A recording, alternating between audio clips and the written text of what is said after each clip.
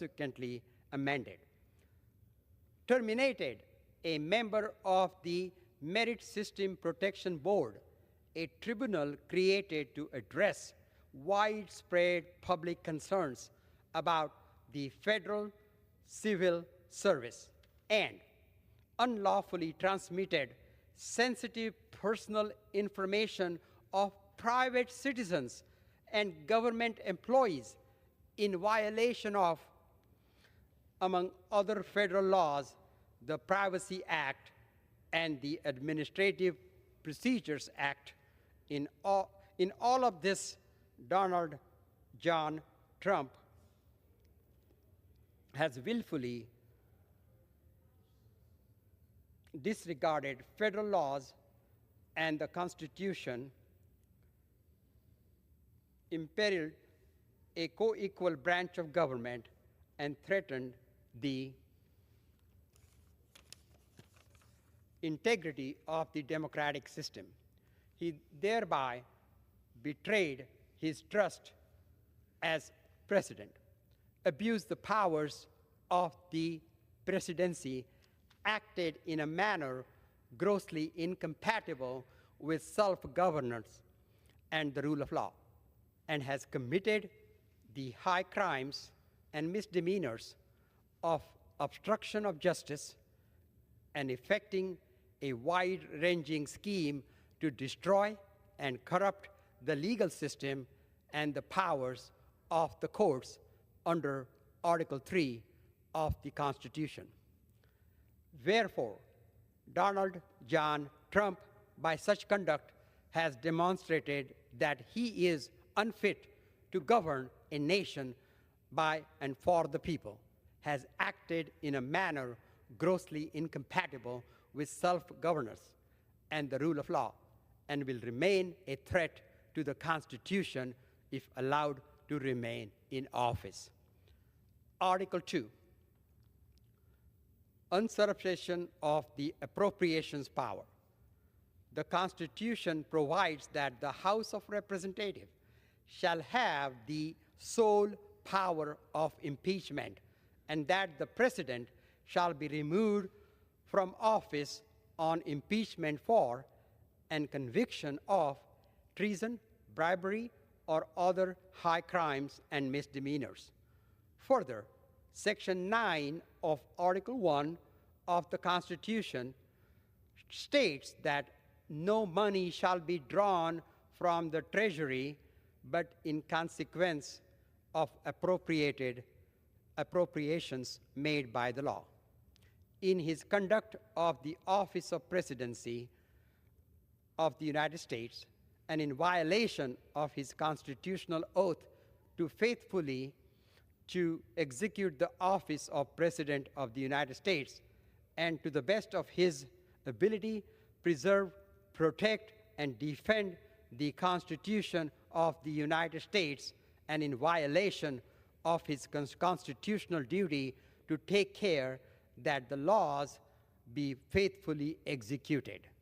Donald John Trump has abused the power of the presidency in a manner offensive to and subversive of the Constitution, in that, using the powers of his high office, Donald John Trump unlawfully usurped Congress and its power to appropriate funds, thereby nullifying the appropriation clause in the Constitution and violating the Impoundment Control Act of 1974. Since taking office, he has signed numerous executive orders directing agencies to withhold funds appropriated by Congress. The President does not have the power to override spending laws or impound appropriated funds, a principle affirmed by numerous Supreme Court rulings. Donald John Trump has withheld funds and terminated en masse federal employees and numerous federal agencies and departments, including the following. Number one, directed the dismantling of the Department of Education, as enacted in the Department of Education. From South Carolina seek recognition. Mr. Speaker, the gentleman from Michigan was recognized for 1 minute. He has substantially exceeded 1 minute with absurdities. If I may, actually, the gentleman is, at this point had spoken for 1 minute, then was recognized subsequently to give notice under Rule 9 for a resolution. So the gentleman has the floor for that purpose. Thank you, Mr. Speaker. The gentleman from Michigan may continue. Signed into law by President Jimmy Carter, the Department of Education was established by Congress to create reform in the education system throughout the country and distribute federal aid to students and places of learning and prohibit discriminatory practices. The President does not have the authority to dismantle the Department of Education, and he signed of Executive Orders 14242, which aims to improving education outcomes by empowering parents, states, and communities, violates the law and the Constitution. 2, unlawfully directed the elimination of the United States Agency for International Development, USAID, as enacted in the Foreign Assistance Act of 1961. Signed into law by President John F. Kennedy, USAID plays a crucial role in delivering foreign assistance worldwide, including disaster relief, conflict relief, combating global diseases, promoting educational programs, and enhancing food security in developing countries. By dismantling USAID and freezing foreign assistance, he has severed the United States from its humanitarian role as directed by Congress, leaving other countries and potentially our adversaries to fill in the role the United States has abandoned. 3, created the so-called Department of Government Efficiency, DOGE, which has imposed payment holds and rescinded funds after disbursement. Donald John Trump has utilized DOGE to unlawfully block or impound appropriated funds to dozens of federal agencies, including the National Institute of Health, the Federal Aviation Administration, and the Department of Veterans Affairs. By impounding congressionally appropriated funds, Donald John Trump has and DOGE have not only violated the law, but have negatively impacted the American people by cutting jobs, halting critical services, and rescinding grants for programs in defiance of the express constitutionally binding will of Congress. Using the powers of his high office, Donald John Trump has unlawfully withheld congressionally appropriated funds and attempted to dismantle congressionally mandated agencies by withholding funds and crippling agencies. He has prevented the federal government from performing critical duties here and abroad. He has threatened the well-being of United States citizens through the gross misconduct of his office, resulting in dire and life-threatening consequences on the world's most vulnerable populations. Wherefore, Donald John Trump, by such conduct, has demonstrated that he is unfit to govern a nation by and for the people, has acted in a manner grossly incompatible with self-governance and the rule of law, and will remain a threat to the Constitution if allowed to remain in office. Article 3, abuse of trade powers and international aggression. The Constitution provides that the House of Representatives shall have the sole power of impeachment, and that the President shall be removed from office on impeachment for and conviction of treason, bribery, or other high crimes and misdemeanors. Further, Section 8 of Article 1 of the Constitution states, Congress shall have the power to lay and collect taxes, duties, imposts, and excises, but all duties, imposts, and excises shall be uniform throughout the United States.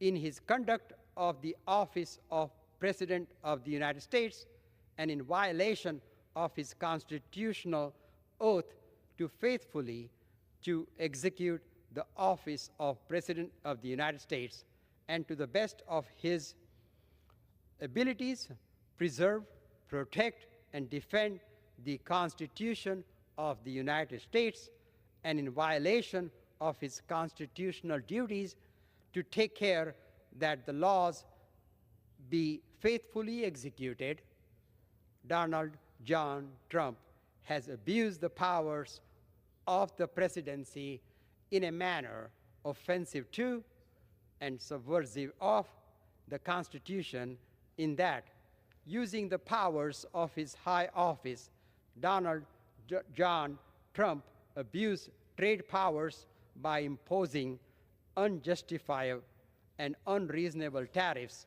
on foreign nations, causing a sharp decline in the United States economy and the economies of countries around the world, and declaring the false existence of a national security emergency to justify his actions.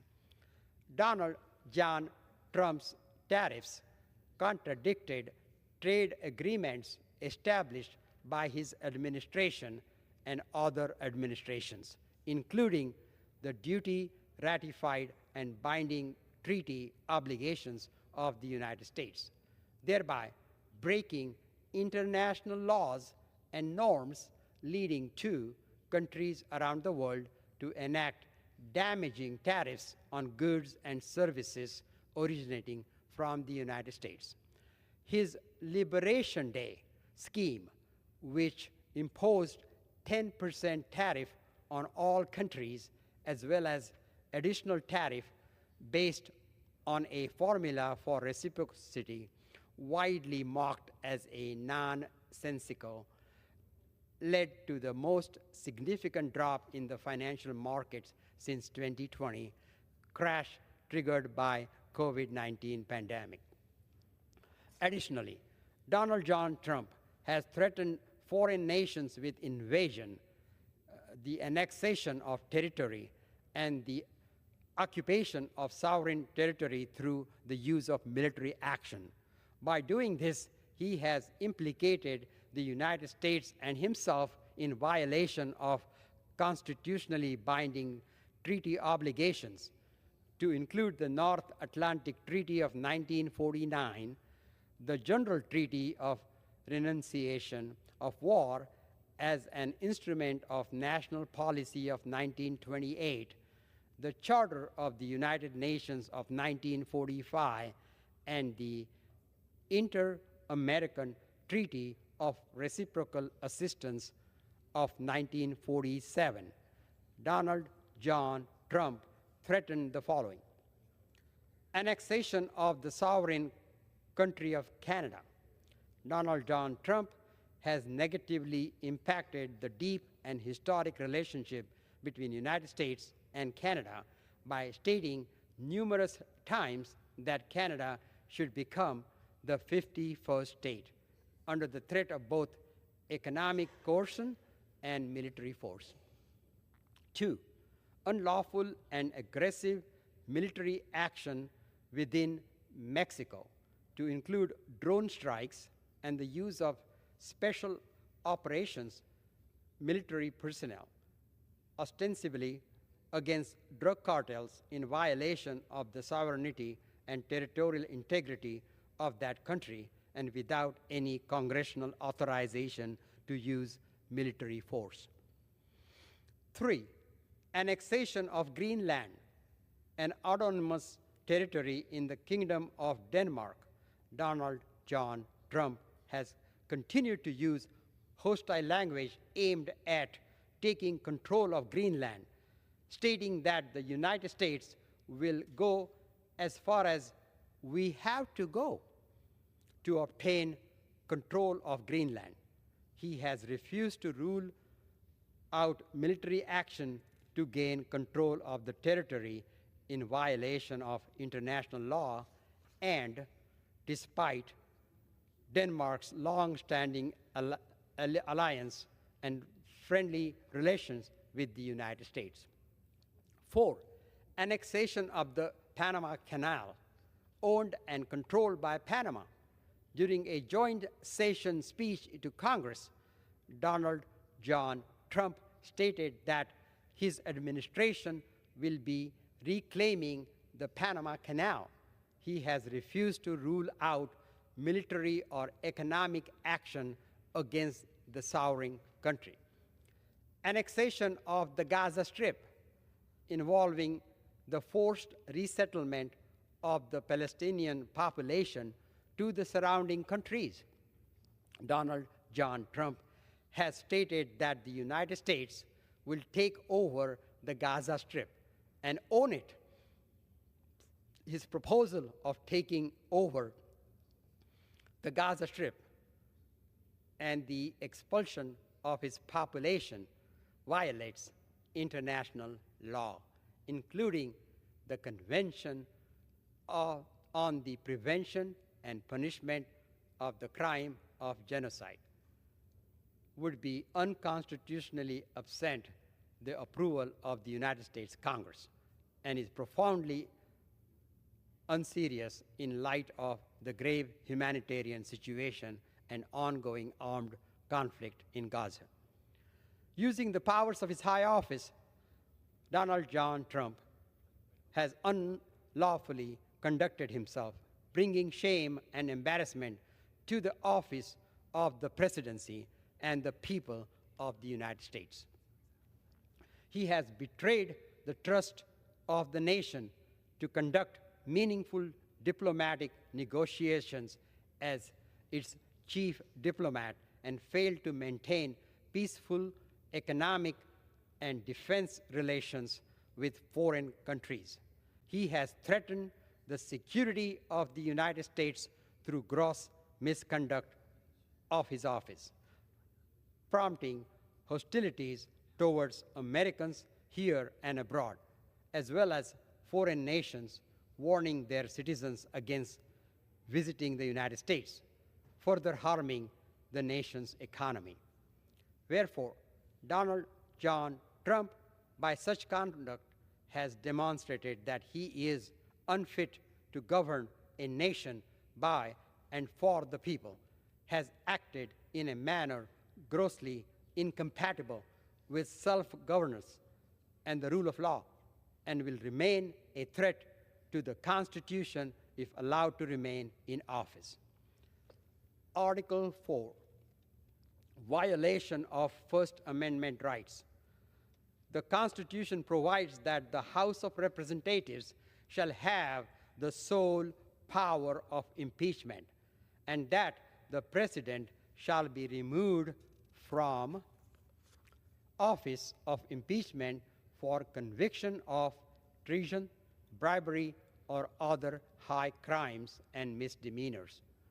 Further, the First Amendment of the Constitution states, Congress shall make no law respecting an establishment of religion or prohibiting the free exercise thereof, or abridge the freedom of speech or of the press, or the right of the people peacefully to assemble and the petition the government for a redress of grievances. In his conduct of the office of President of the United States and in violation of his constitutional oath to faithfully to execute the office of President of the United States and to the best of his ability to preserve, protect, and defend the Constitution of the United States, and in violation of his constitutional duty to take care that the laws be faithfully executed, Donald John Trump has abused the powers of the presidency in a manner offensive to and subversive of the Constitution, in that by his orders and directions to subordinates retaliated against the law firms and attorneys who have advised or represented or been associated with those who advise or represent litigants who displease him.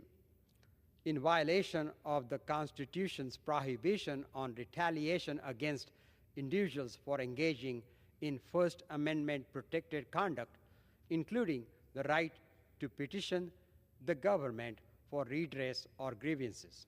Specifically, he has barred attorneys at certain law firms from access to federal buildings, arbitrarily revoked security clearance without a reasonable basis, threatened to cancel federal contracts with any entity engaged the targeted attorneys and firms, and demanded pro bono services from the law firms in exchange for the discontinuation of the punitive executive orders. Additionally, Donald John Trump has engaged in a pattern of unconstitutional, unlawful, and corrupt retaliation against critics and political opponents, a flagrant violation of constitutional rights protected by the First Amendment. He has weaponized the Department of Justice and other agencies to engage in spurious investigations and harassment with no basis in law of public figures and his perceived political enemies.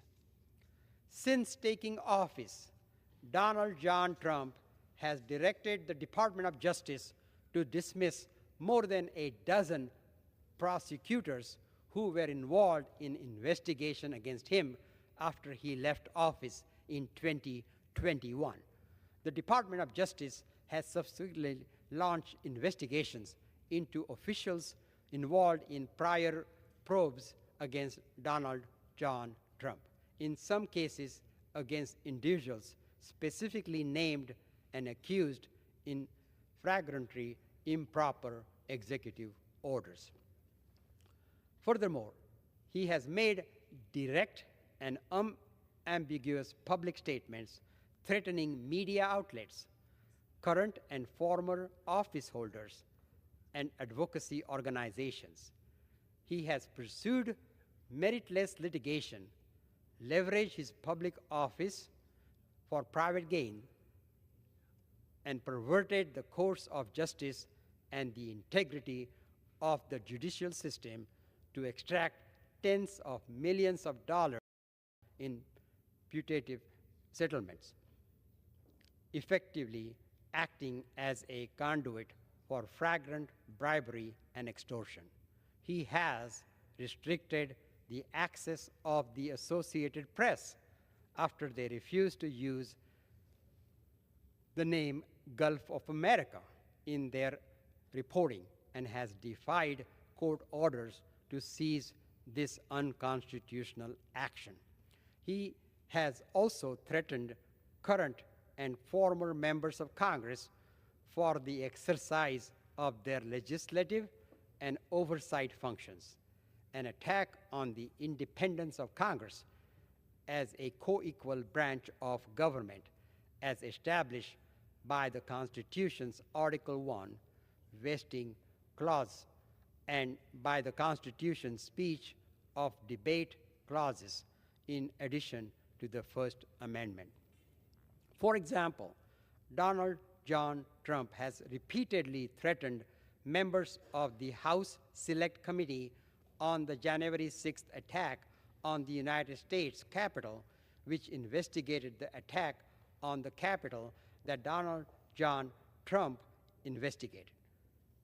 Donald John Trump has sought to intimidate the members and staff of the United States House Select Committee on the January 6 attacks, stating that they should fully understand that they are subject to investigation at the highest level, and expressing a desire to remove the pardons they received, stating the pardons that Sleepy Joe Biden gave to the Unselect Committee of political thugs and many others are hereby declared void, vacant, and of no further force of effect.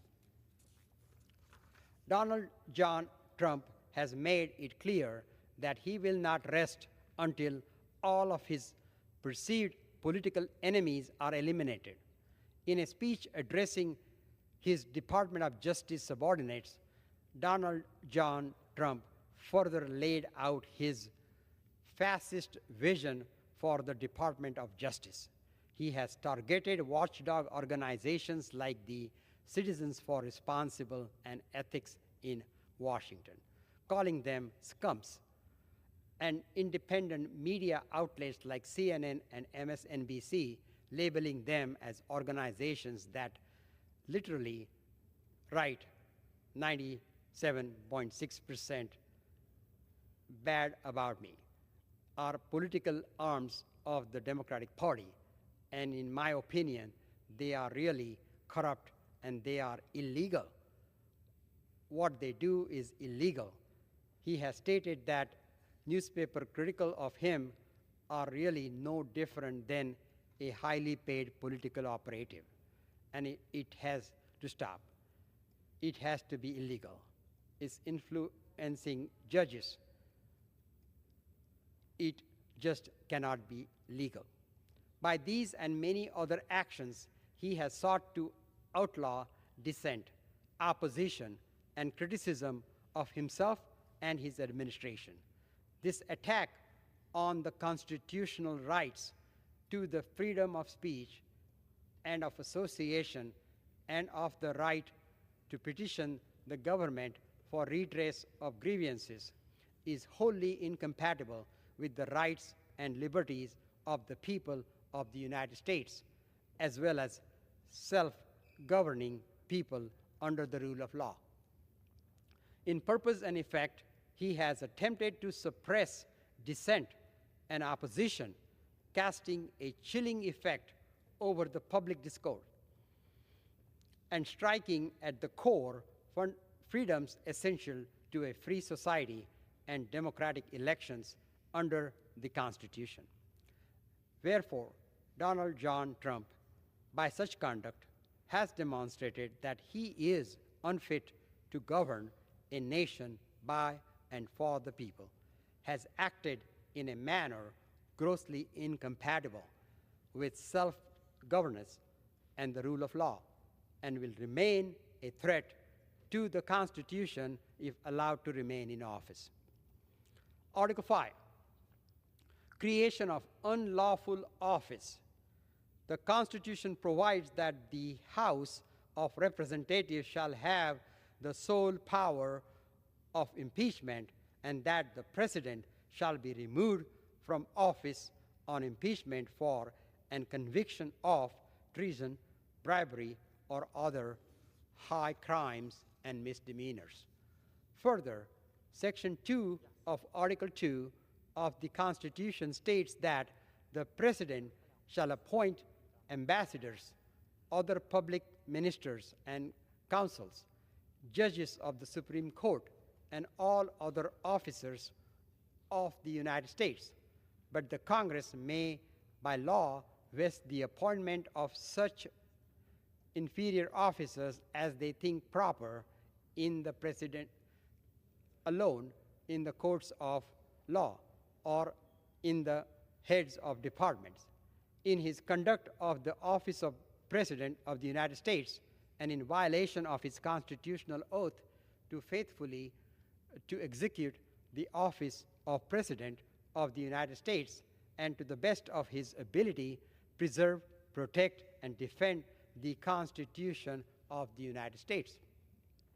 And in violation of his constitutional duty to take care that the laws be faithfully executed, Donald John Trump has abused the powers of the presidency in a manner offensive to, subversive of the Constitution, in that, using the powers of his high office, Donald John Trump has, through unlawful orders and directives, created an unlawful office, the so-called Department of Government Efficiency, DOGE, and assigned an extensive range of unlawful powers, effectively granting this flagrantly unconstitutional creation significant control over the executive branch.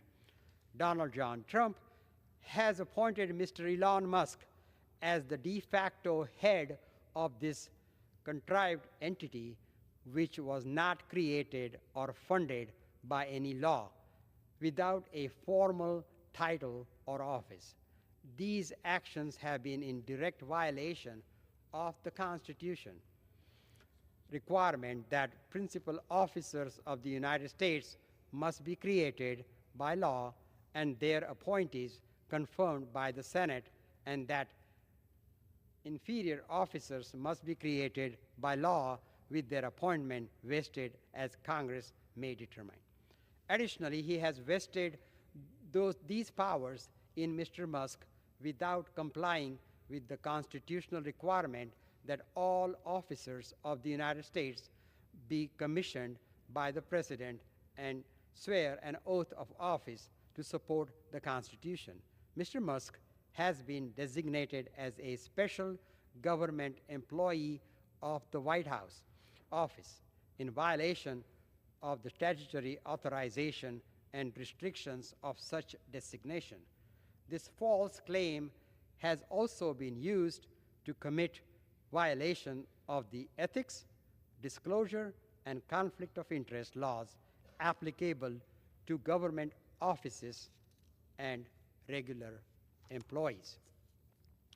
Contrary to the government's claim in courts, Mr. Musk has exercised de facto control over DOGE and through it, control over a wide range of government departments and agencies. This unmistakably reality has been repeatedly and openly stated by the Trump administration, included by Donald John Trump's own address to Congress on March 4, 2025. In this capacity, Mr. Musk and his subordinates have undertaken numerous violations of the Constitution and laws, including by 1, impoundment of funds appropriated by Congress, 2, violation of privacy and security laws with respect to sensitive information systems, personally identified information, and classified material, and 3, termination of government employees under false pretense and in violation of civil service laws. These actions have vastly exceeded the terms of the formal executive orders purportedly to create DOGE under the direction of a U.S. DOGE service administrator, an official which remains vacant for several weeks, and with the government's own attorneys claiming in court that the official head of DOGE was unknown to them. Since that time, a nominal administrator has been named despite the repeated avowals from the President and his administration that Mr. Musk controls and directs DOGE, as confirmed by ample public reporting and Mr. Musk's own statements. Donald John Trump has abused the powers of his high office and breached the public trust by establishing the so-called Department of Government Efficiency and unconstitutionally placed Mr. Musk in control of this entity, knowing provided false testimony to the court regarding the leadership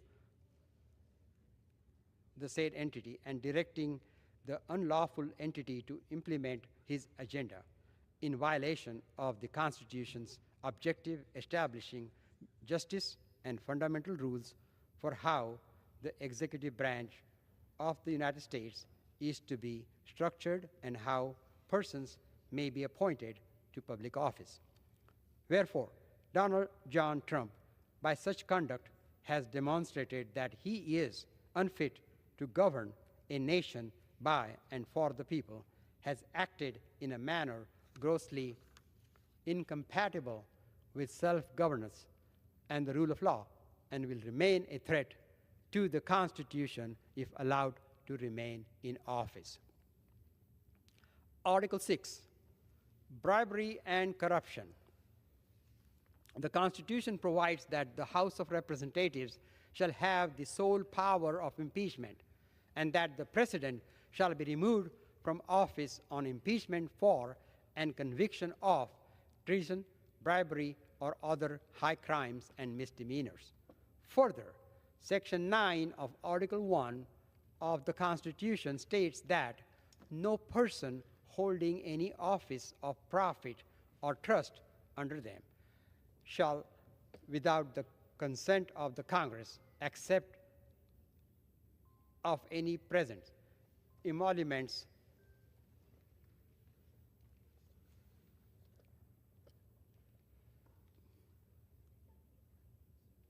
Donald John Trump has abused the powers of the presidency in a manner offensive to and subversive of the Constitution, in that Donald John Trump has engaged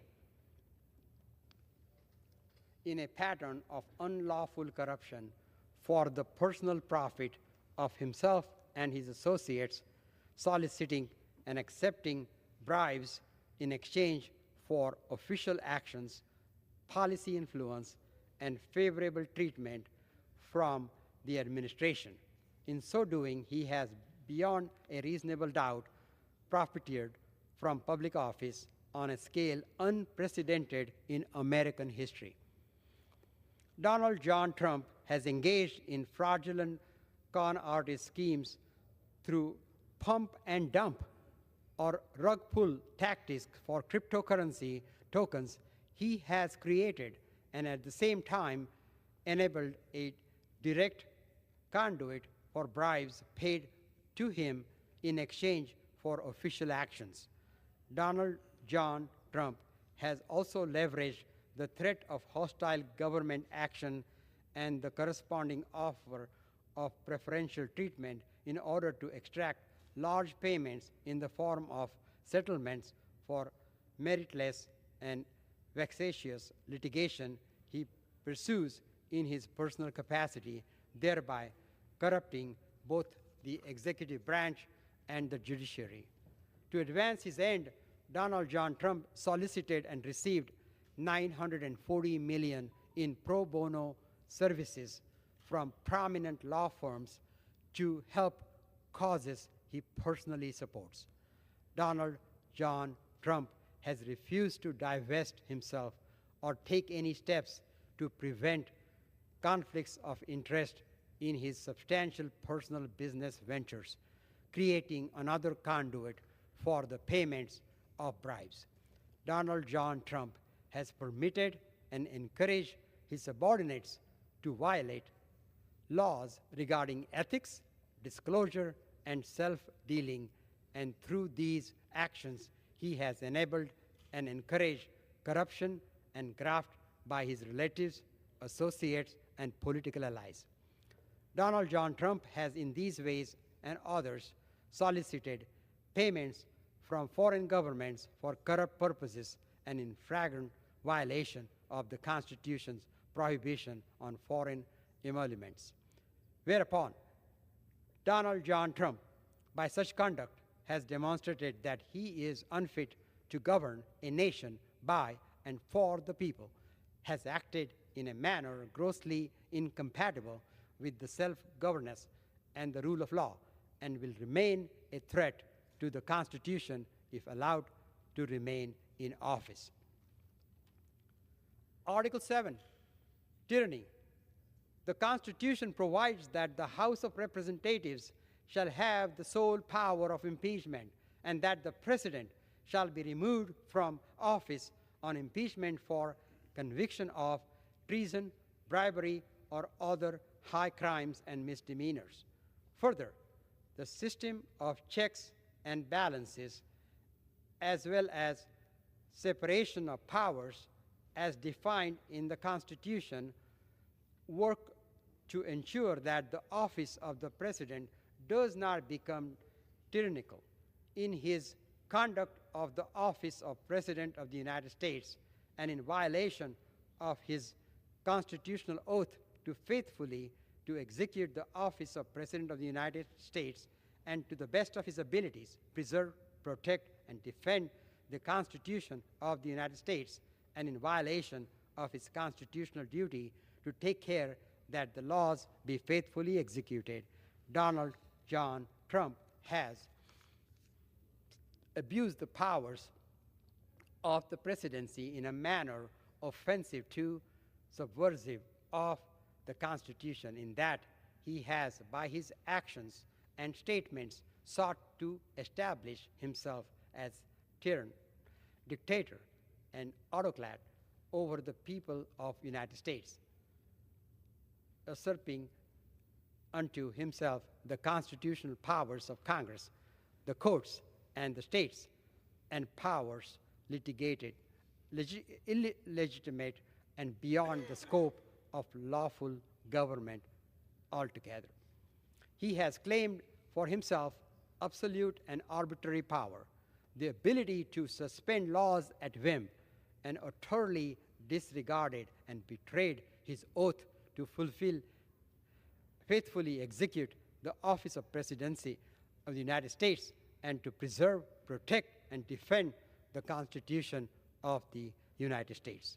He has denied and violated the right of the people of the United States to freedom of speech and of assembly and to petition the government for redress of grievances.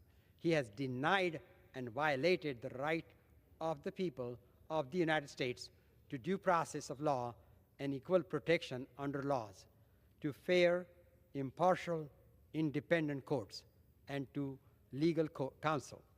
He has sought to intimidate and coerce by means including the threat of unlawful prosecutions and by encouraging violence and threats of violence the representatives and senators in Congress. He has denied, violated the separation of powers and the Constitution's systems of checks and balances, arrogating unto himself the legislative and judicial powers, including the power of Congress to levy taxes, appropriate public funds, direct the organization of officers and agencies of the executive branch, and to make laws.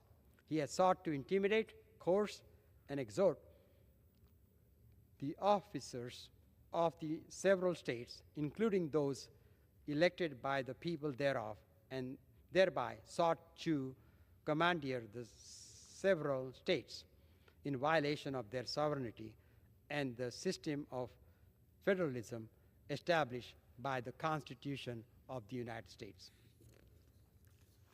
He has sought to abrogate the citizenship clause of the 14th Amendment to the Constitution by means including the issuance of an executive order that directs executive departments and agencies to withhold citizenships from certain classes of persons who are born within the United States. He has repeatedly threatened and suggested that he intends to violate the presidential term limits established by the 22nd Amendment to the Constitution and adopted overtly monarchical aspirations and affectations, including by invoking and endorsing theories that he is above the law or that his personal will constitutes the law. In all of this, Donald John Trump has willfully disregarded federal laws and the Constitution. imperiled a co-equal branch of government and threatened the integrity of the democratic system. He thereby betrayed his trust as president, abused the powers of the presidency, acted in a manner grossly incompatible with self-governance and the rule of law, and has committed high crimes and misdemeanors in attempting to establish himself as the lawless tyrant to the manifest injury of the people of the United States. Wherefore, Donald John Trump, by such conduct, has demonstrated that he is unfit to govern a nation by and for the people, has acted in a manner grossly incompatible with self-governance and the rule of law, and will remain a threat to the Constitution if allowed to remain in office. Resolution offered from the floor by a member other than the majority leader or the minority leader as a question of the privileges of the House has immediate precedence only at a time designated by the chair within 2 legislative days after the resolution is properly noticed. Pending that designation, the form of the resolution noticed by the gentleman from Michigan will appear in the record at this point. The chair will not at this point determine whether the resolution constitutes a question of privilege. That determination will be made at the time designated for consideration of the resolution. For what purpose does the gentleman from Pennsylvania seek recognition? Madam Speaker, request unanimous consent to address the House for 1 minute and to revise and extend my remarks. Without objection, the gentleman is recognized for 1 minute. Madam Speaker, I rise today to recognize the State College Kiwanis Club for reaching a remarkable milestone, 100 years of service to children and families in our community. Since 1925, the club has lived out the Kiwanis International's mission of improving the world one child and one community at a time. Children are our future, and too many face challenges they cannot overcome alone. It is our responsibility as a community to step in, and the State College Kiwanis has done just that. Through initiatives like its annual blueberry sale, the club provides over $30,000 in scholarships and grants each year. Over the past century, they have raised more than $1 million to support organizations such as Center Volunteers in Medicine, the Tides Program, the Jana Marie Foundation, and Center Safe. Their impact goes far beyond fundraising, whether promoting literacy, supporting youth mental health, or investing in dental care. Their work ensures our children have the chance to thrive. Madam Speaker, I want to thank the State College Kiwanis Club for a century of service and wish them continued success for the next 100 years. Thank you, Madam Speaker, and I yield back the balance of my time. Gentleman yields back. The chair announces the Speaker's appointment pursuant to Section 4D of House Resolution 5, 119th Congress, in the order of the House of January 3rd, 2025, of the following individuals to serve as the governing board of the Office of Congressional Conduct. Nominated by the Speaker after consultation with the Minority Leader, Ms. Karen L. Haas of Maryland, Chair. Mr. Leon A. Westmoreland of Georgia. Nominated by the Minority Leader after consultation with the Speaker, Mr. William P. Luther of Minnesota, Co-Chair. Ms. Lorraine C. Miller of Texas. The chair announces the Speaker's appointment pursuant to 36 U.S.C. 2302 in the order of the House, January 3rd, 2025, of the following members on the part of the House to the United States Holocaust Memorial Council. Mr. Snyder of Illinois and Ms. Frankel of Florida. The chair announces the Speaker's appointment pursuant to 20 U.S.C. 2004b in the order of the House, January 3rd, 2025, of the following member on the part of the House to the Board of Trustees of the Harry S. Truman Scholarship Foundation. Mr. Amo of Rhode Island. Chair announces the Speaker's appointment pursuant to Section 1238B3 of the Floyd D. Spence National Defense Authorization Act for fiscal year 2001, 22 U.S.C. 7002, as amended in the order of the House of January 3rd, 2025, the following individual on the part of the House to the United States China Economic and Security Review Commission for a term expiring on December 31st, 2026. Mr. Joshua Hodges of Batavia, Illinois. Pursuant to Clause 8 of Rule 20, the Chair will postpone further proceedings today on motions to suspend the rules on which a recorded vote or the yeas and nays are ordered, or votes objected to under Clause 6 of Rule 20. The House will resume proceedings on postponed questions at a later time.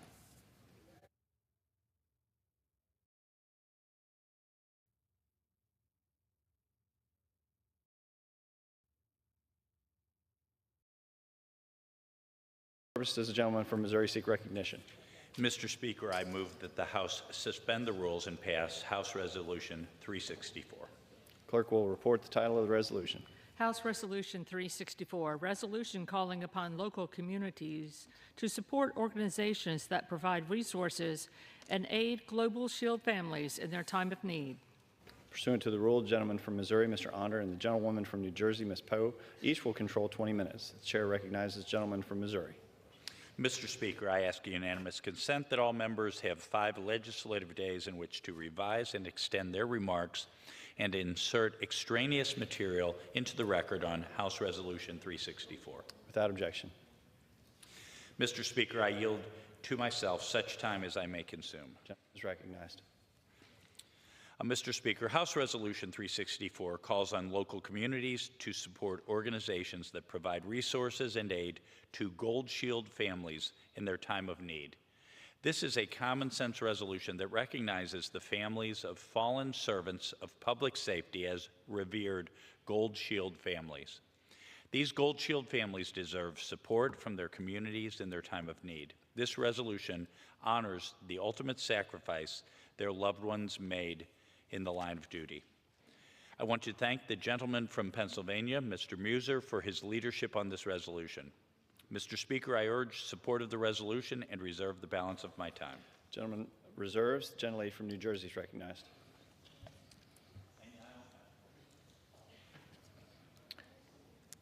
Thank you, Mr. Speaker. Mr. Speaker, I rise in support of H-Res 364, which calls on local communities to support organizations that provide resources and assistance to Gold Shield families. Gold Shield families suffer tremendous, heartbreaking loss when their loved ones, police officers, firefighters, emergency medical technicians, correction officers, are killed while serving their communities. I support H-Res 364 because Gold Shield families deserve recognition and need assistance. Families like those of Captain Basil Pizzuto of Saddlebrook and Sergeant Robert Miller of Clifton, both from the state of New Jersey. But I must also highlight that the Department of Justice recently terminated 365 competitive grants totaling $811 million. This is funding that Congress provided to the Justice Department to help prosecutors, police, and sheriff departments protect and enhance public safety. While the Trump administration and my friends across the aisle calls for law and order and public safety, the Department of Justice is terminating funding for congressionally authorized grant programs that keep our communities safe. Mr. Speaker, I support the resolution before us today. I also urge my colleagues to express their opposition to the elimination of congressionally authorized public safety grant programs at the Department of Justice. Thank you, and I reserve the balance of my time. Gentlelady reserves. Gentleman from Missouri is recognized. I now yield to Representative Bresnahan 2 minutes.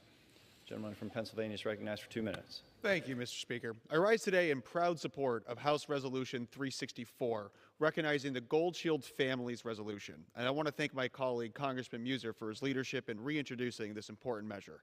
This resolution honors the families of fallen first responders, those who paid the ultimate price while protecting and serving our communities.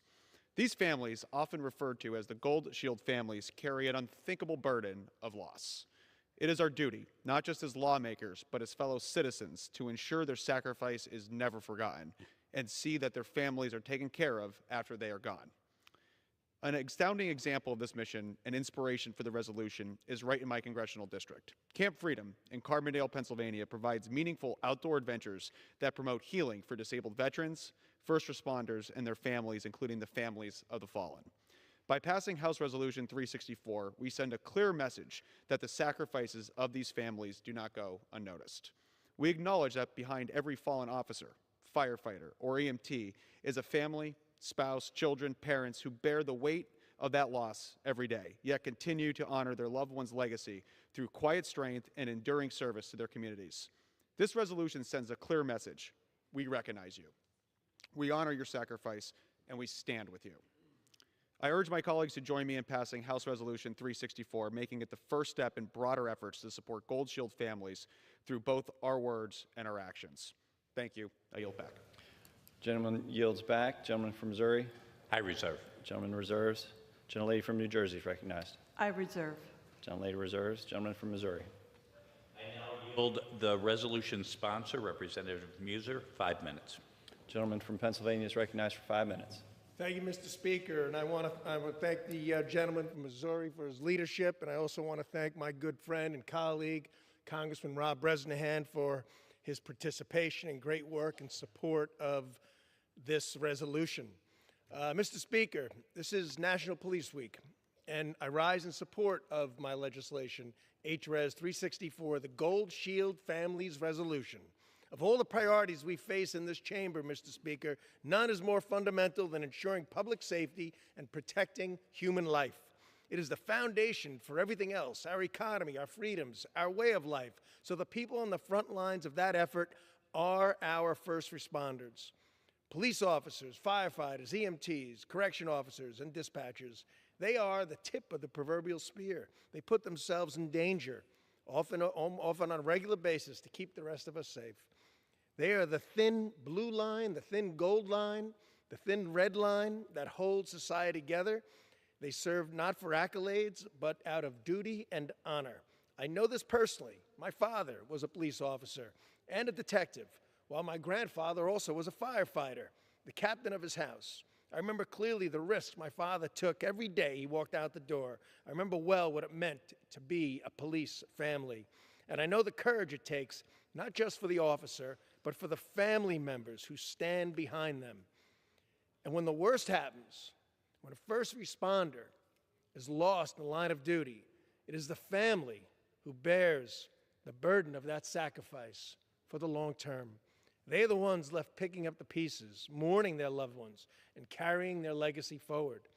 The term Gold Shield families is modeled after the Gold Star families, which honors the families of fallen military service members. Gold Shield families are those whose loved ones wore a different kind of uniform, who served in our communities rather than abroad, but whose sacrifice was no less significant. The resolution simply acknowledges that reality, Mr. Speaker. It affirms that these families who have lost a loved one in the line of duty deserve the respect and support of the communities they serve.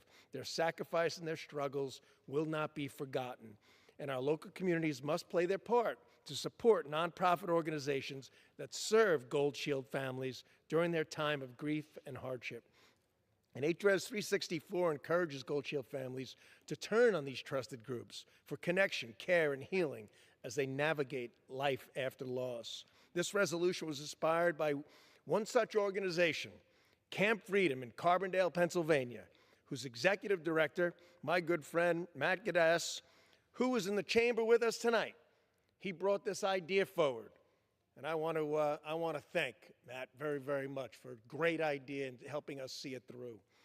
Matt is a veteran and a passionate advocate for those who serve.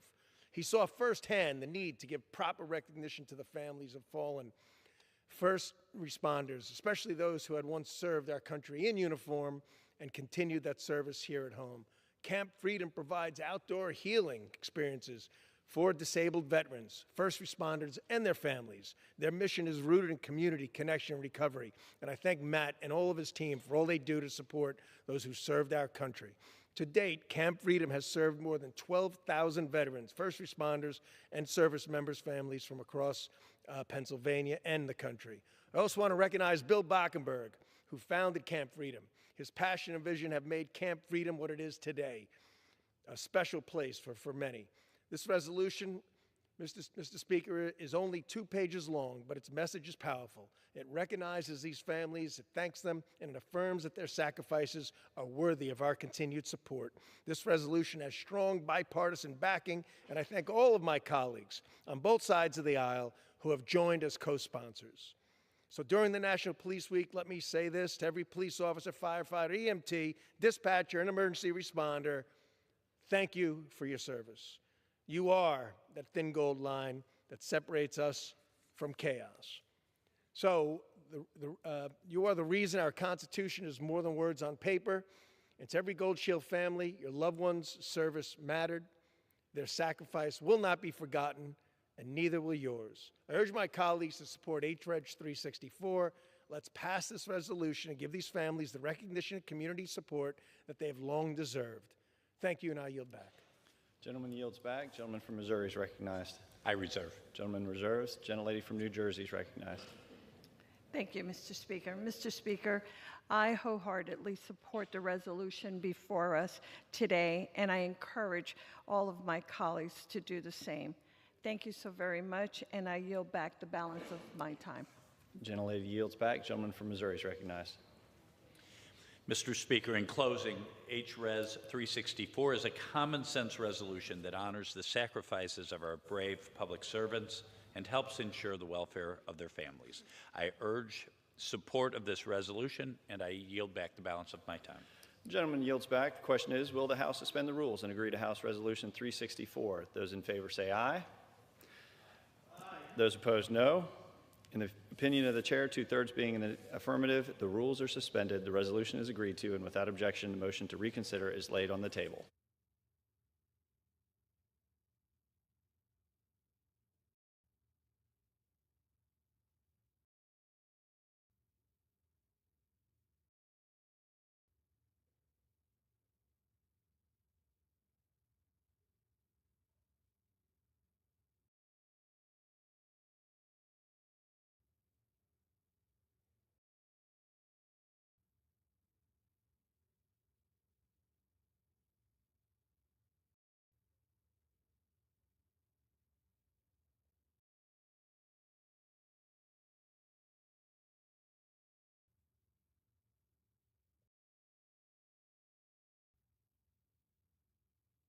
For what purpose does the gentleman from Ohio seek recognition? Mr. Speaker, I move to suspend the rules and pass House Concurrent Resolution 30. The clerk will report the title of the concurrent resolution. House Concurrent Resolution 30, concurrent resolution expressing support for local law enforcement officers. Pursuant to the rule, the gentleman from Ohio, Mr. Jordan, and the gentleman from Maryland, Mr. Raskin, each will control 20 minutes. The chair recognizes the gentleman from Ohio. Thank you, Mr. Speaker. I ask unanimous consent that all members may have 5 legislative days in which to revise and extend their remarks and to insert extraneous material on House Concurrent Resolution 30. Without objection. Gentleman is recognized. Yield myself as much time as I may consume. Thank you, Mr. Speaker. This week we celebrate National Police Week. In so doing, we honor those officers who have been killed in the line of duty, as well as those who bravely serve their communities every single day. More than 60 years ago, President John F. Kennedy signed a proclamation that designated May 15th as Peace Officers Memorial Day and the week in which that date falls as Police Week. Thousands of law enforcement officers are visiting Washington, D.C. this week to honor their colleagues who have made the ultimate sacrifice. I want to extend my sincere gratitude to all local law enforcement officers and their families for their sacrifice and their service. These police officers risk their lives every day to protect our communities, and they do this despite the obstacles and dangers that we all know they face. Police officers rush into harm's way out of duty and devotion to their sacred oath to protect and serve. The families of law enforcement officers also bear the burden of service through missed birthdays, school events, and sports games. This resolution is a small way that we can show our thanks. I encourage all members to take time to pray, show your support for, and say thank you to our local law enforcement heroes. and I urge my colleague to support this resolution. I want to thank the sponsor, the gentleman who served in law enforcement, sheriff from the great state of Mississippi, for his work in putting this together, and I reserve the balance of our time. Gentleman reserves. The gentleman from Maryland is recognized. Thank you kindly, Mr. Speaker. I yield myself such time as I may consume. This week, we welcome thousands of law enforcement personnel to Washington for National Police Week. We remember officers who lost their lives in service to our communities and our country, and we thank all officers who work to keep us safe while reflecting on how we can invest in law enforcement to better serve our communities. Mr. Speaker, I rise to strongly support this resolution because we strongly support our local law enforcement officers. But we also strongly support our state, federal, and tribal law enforcement officers as well. Why are these brave officers not part of this resolution? This is a strange development. In the last Congress, the 118th, we passed House Concurrent Resolution 40 to honor local law enforcement and House Resolution 363 in 2023 to recognize the police lives lost that year and the importance of funding and supporting all law enforcement, federal, state, county, and local, followed by House Concurrent Resolution 106 and House Resolution 1213 in 2024, which did the same. But this year, the majority has chosen to have us solely recognize local law enforcement. Why is that? What explains this strange omission of the federal police officers who serve us? With President Trump back in office, the majority apparently now sees fit to honor only local officers and not the federal law enforcement officers who fought so valiantly to protect every member of this body and the Senate, our staffs, and our democracy on January 6, 2021. Apparently, their commitment to backing the blue is so weak that they now won't even mention federal officers because they have to maintain the pretense that Capitol officers did something wrong by defending us against the violent rampage of the Proud Boys, the Oath Keepers, the 3%ers, and other extremist marauders who stormed the U.S. House of Representatives and the Senate. Is that right, or will the majority please prepare a resolution honoring federal law enforcement as well that we can bring to the floor? This is one troubling sign among many of an ideological abandonment of our federal law enforcement officers. And there are more than 137,000 of them, not just the Capitol Police. Speaker Johnson still refuses to hang a simple plaque honoring those officers as is required by federal law. The bill mandating the creation and placement of the plaque, H.R. 2471, was signed into law on March 15, 2023, and the plaque was supposed to have been erected within 1 year of that, March 15, 2024. The plaque is finished, it's ready to be placed, and it looks like this. If you could hold it up. It reads, let's see, on behalf of a grateful Congress, this plaque honors the extraordinary individuals who bravely protected and defended the symbol of democracy on January 6, 2021. Their heroism will never be forgotten. Well, it seems it's already being forgotten by the GOP majority, or at least they want us to forget it. Are my friends so captive to conspiracy theories and revisionist fantasies about January 6th that they will not do the bare minimum to honor the police officers who fought tooth and nail to protect every person in this room who was there, including members on my side of the aisle, including members on the other side of the aisle? The people we are failing to honor by not hanging this plaque include at least 140 police officers who were beaten with poles, bats, American flags, Trump flags, Confederate battle flags, their own shields. These are people who lost fingertips. They suffered concussions, broken jaws, broken ribs. They had heart attacks and strokes. They sustained multiple other violent injuries and suffer from them, many of them to this day, in one of the worst days of injuries for law enforcement officers in the United States in this century. Well, this affront is now adding further symbolic insult to the grievous injury that began at the beginning of this administration. President Trump granted full pardons to more than 1,500 insurrectionists and rioters and commuted the sentences of the right-wing extremists who spearheaded the attack on this chamber and on the police officers who defended us. More than 600 of those defendants, whose pardons are full, complete, and unconditional, were charged with assaulting or obstructing law enforcement officers. And now President Trump, backed by his own Justice Department, thinks that the violent insurrections should be compensated. And not the police officers, but rather the people who perpetrated this assault on America. And I quote, President Trump said, "A lot of the people in the government really like that group of people." He is creating a compensation fund, not for the officers and their families who fought and suffered, and several died to save our democracy, but for the domestic terrorists, as leaders of the Republican Party described them at the time, who tried to destroy it. That's the decision to cast his lot with the Proud Boys and other extremists that he incited on that day.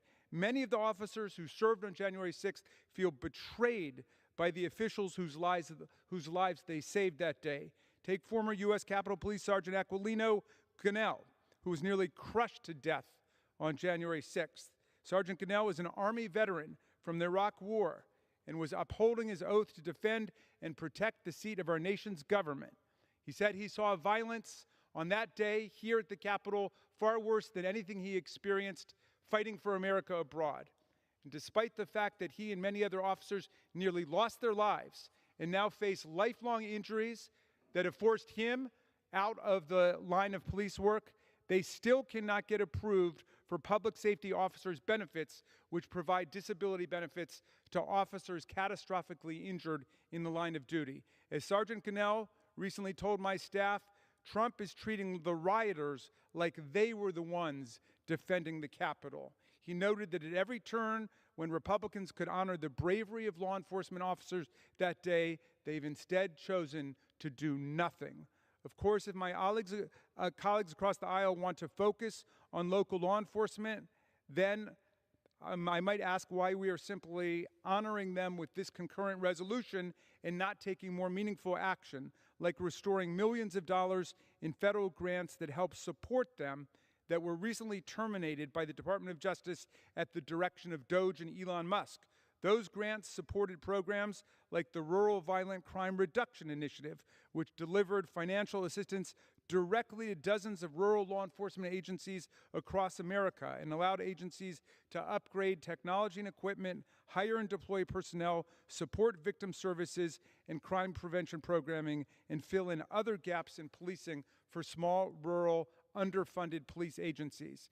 We should be grateful for all of our officers, federal, state, county, local, who help keep us safe while people are in their communities, while members of Congress come to Washington, D.C. We should be grateful for all of them. Let's join together to uplift all law enforcement officers, whether they are local or state, tribal, or federal, and let's support them symbolically with our words, but more importantly, with our actions. Let's restore all of the funding, the hundreds of millions of dollars that have been cut or that face cuts by this new administration. Thank you. I reserve the balance of my time, Mr. Speaker.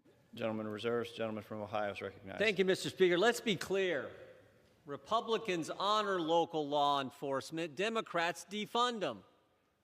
5 years ago this summer, they spent the whole summer doing that. That's all you could hear from Democrats. Got to defund the local police. We've been consistent. We have condemned violence every single time it happened, whether it was January 6th, whether it was the summer of 2020. They haven't. Summer 2020, I still remember the guy standing in front of the burning building on CNN saying, "This is a mostly peaceful protest." They spent the whole summer trying to defund the police, so don't give us the lecture. I want to thank the fine gentleman from Mississippi who served in local law enforcement, who was a sheriff, who knows what it's like to go out there and protect his community, for sponsoring this resolution. And I would yield him as much time as he wants to consume. Gentleman from Mississippi is recognized. Thank you, Mr. Speaker, and thank you, Mr. Jordan. I rise today in support of my bipartisan resolution honoring the brave men and women who serve in local law enforcement. These officers work tirelessly to protect and serve, putting their lives on the line every day to uphold the rule of law. As a former sheriff, a son of a police officer, and a 42-year career police officer, I've walked in their shoes. I know what the toll takes on them. I know the long hours, sleepless nights, time spent away from family. I know this stuff. Yeah, I know what it means to respond to a tragedy, to console a grieving victim's family after a horrendous crime has happened to them involving tragic accidents. I've seen things most Americans will thankfully never have to experience. When others run away from danger, law enforcement and first responders run toward it. They fight crime, protect the innocent, and too often make the ultimate sacrifice. During my time in Congress, Mississippi has lost too many heroes. In June of 2023, Madison police officer Randy Tyler was shot and killed while responding to a hostage situation. In January of 24, George County Sheriff's Deputy Jerry Malone was shot and killed during a traffic stop on a rural highway. In August of 24, Summit Police Patrolman Troy Floyd was shot and killed while just doing a regular routine traffic checkpoint. And earlier this year, Hinds County Sheriff's Deputy Martin Shields Jr. was shot and killed after responding to a domestic violence dispute. These officers represent the best of our state and our nation. Fallen heroes like these officers are being honored this week during National Police Week as thousands of law enforcement officers come to the nation's capital to gather here in Washington. That's why there is no better time for us to pass this resolution and make it clear that we stand for law enforcement. My resolution expresses our gratitude to local law enforcement and their families and their service and sacrifice. It calls for stronger partnerships between officers and their communities they protect, and it honors the memories of those who never came home. We've seen targeted ambush-style attacks on law enforcement officers. We've seen departments struggle to recruit and retain talented officers because they were vilified for deciding to serve their communities. Mr. Speaker, this time is for Congress to take the lead. It's time to speak and make clear that we stand with the men and women of local law enforcement who protect each and every one of our communities and with honor and courage. I'm proud that this resolution passed last Congress with overwhelming support. This police week, I urge my colleagues to join me in voting for this resolution to send a clear message that Congress backs the thin blue line. I yield back. Gentleman yields back. Gentleman from Ohio reserves. Gentleman from Good job, Dan. Gentleman from Maryland is recognized. Thank you, Mr. Speaker. I'm delighted to hear the distinguished chairman of the Judiciary Committee denounce the violent assault on Congress, the Capitol, our police officers on January 6, 2021. I wonder if he would work with me to help enforce the law that was signed on March 15, 2022 by President Biden for a plaque to be placed in honor of the police officers who served us so valiantly and so bravely and saved our lives on that day. It was supposed to have been up by March 15, 2023. And the Speaker simply has remained non-committal and indifferent. The plaque is actually completed. It's ready to be put up. We can show it again. It's not as big as this poster, but it's the smallest token of recognition and honor that we should be able to extend to the Capitol officers, many of whom are still with us on the force, for their sacrifice and the sacrifice that their families made based on their work that day defending us. And I wonder if the chairman of the Judiciary Committee would follow through on, I think, his very impressive statement that we all denounce the violence of any kind against officers, including the more than 140 Capitol officers who were wounded, injured, hospitalized, some of them permanently disfigured and maimed on that day, as well as officers around the country. Now, on the point about defunding the police, look who's defunding the police. Elon Musk, Donald Trump, and their silent partners in Congress are defunding the police. They just terminated $500 million worth of grants, lost funding from the Department of Justice, providing federal support for local violence reduction by community police, community policing and prosecution, victim services, juvenile justice, child protection, substance abuse and mental health treatment, corrections and reentry, justice systems enhancements, research and evaluation, and other state, county, and local level public police and safety functions. And I brought this to the attention of the Judiciary Committee because, again, this was an operation by DOJ. We've got a federal district court opinion from Northern California saying that DOJ basically has no legal status because it wasn't created by Congress. So it might be a completely renegade operation, an attempt to create a fourth branch of government. In any event, those of us who voted for the money, and that's people on both sides of the aisle, voted for the money to be distributed by the Department of Justice to local grantees, didn't even know about this.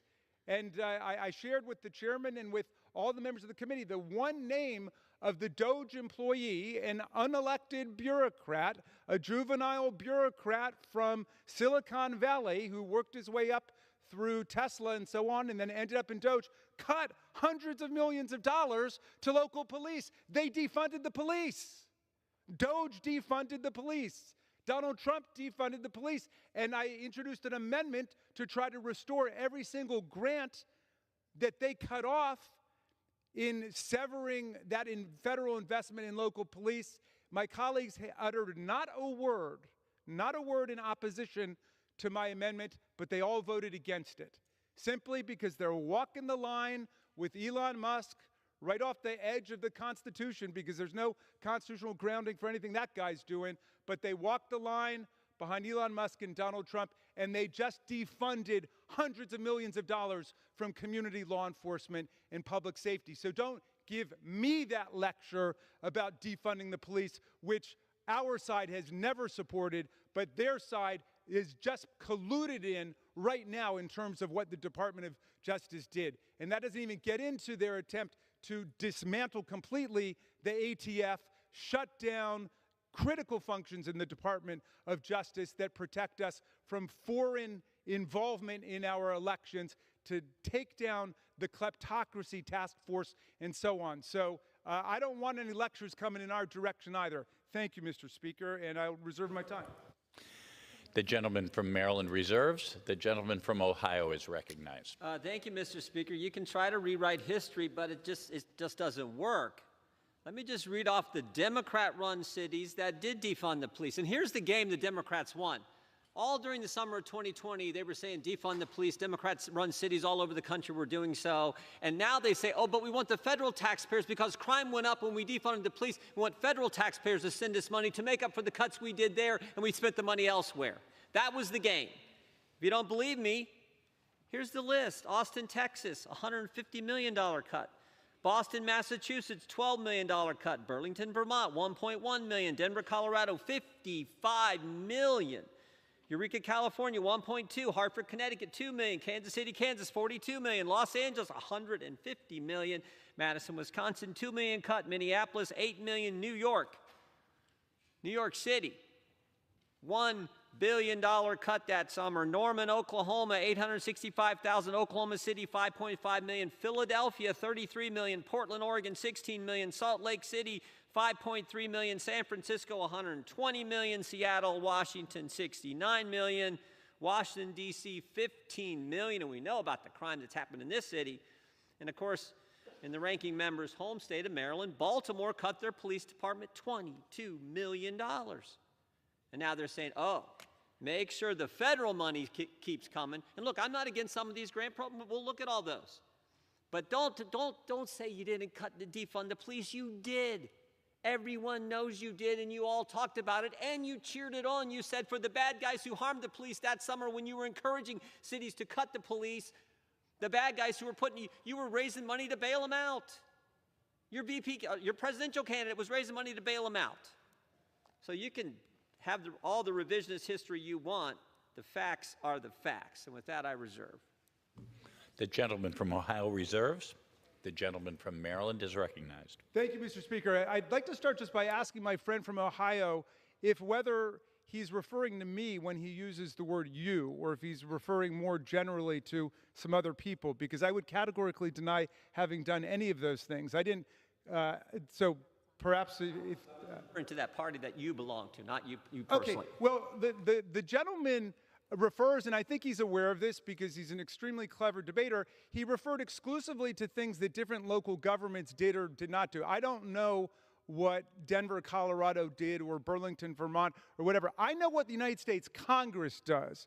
And we never defunded the police, and we never tried to defund the police. On the other hand, my good friend, I believe, participated in, and if he didn't, I'm happy to stand corrected, but I know a bunch of his colleagues said they wanted to defund the FBI, just like those who want to defund the ATF and shut it down right now. So that's a reality. But in any event, why don't we talk about what Congress can actually do? The president's new budget proposes to cut this. So this is something that my colleague and I could agree on. He wants to cut $1 billion across 40 Department of Justice grant programs which support local police departments to reduce violent crime, hate crime, and crime against women.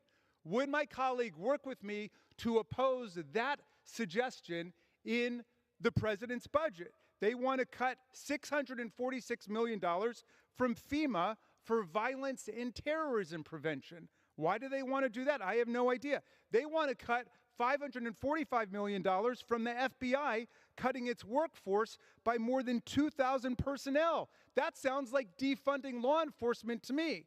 I know they don't seem to be as fond of federal law enforcement as they are of local law enforcement, but do they really want to cut more than $500 million from the FBI to be fighting criminals and terrorists?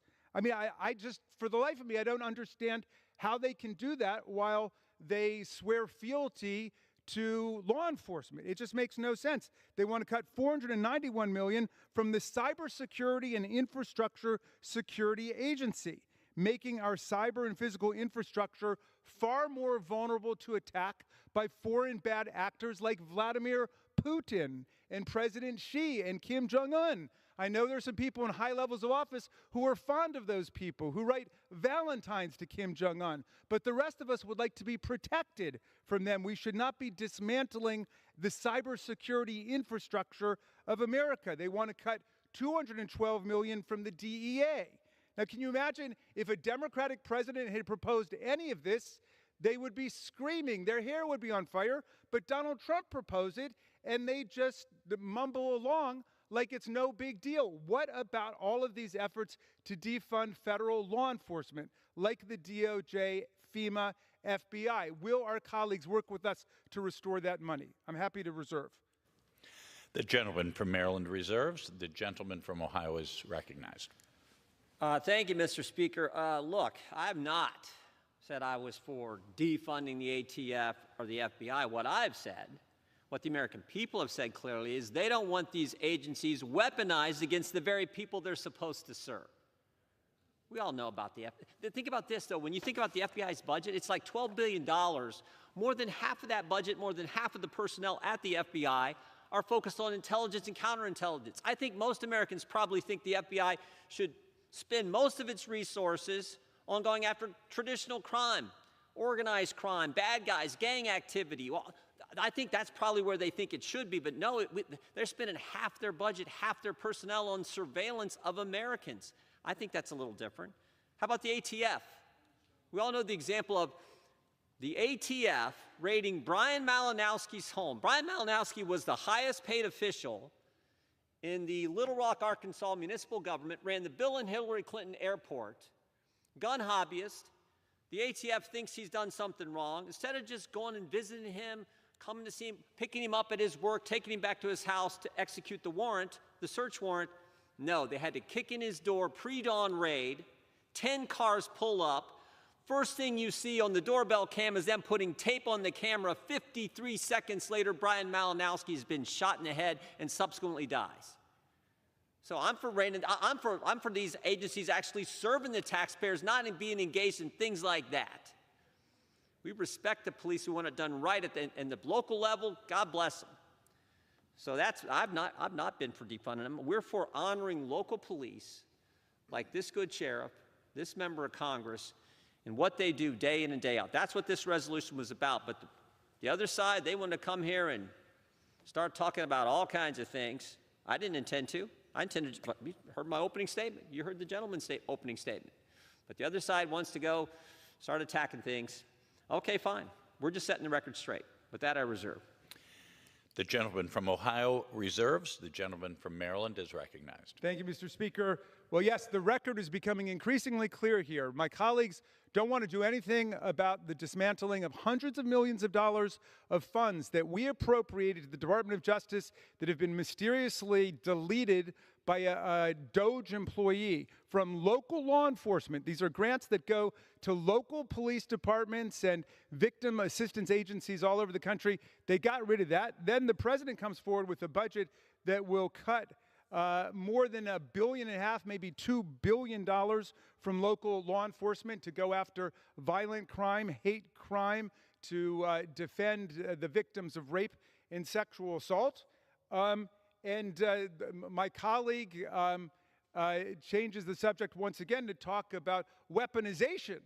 We've never seen weaponization of the government like what we've seen under Donald Trump and his Department of Justice. The first thing they did was they got rid of a dozen experienced veteran criminal prosecutors in the U.S. Attorney's Office and the Department of Justice simply because they had worked to prosecute January 6 insurrectionists and rioters.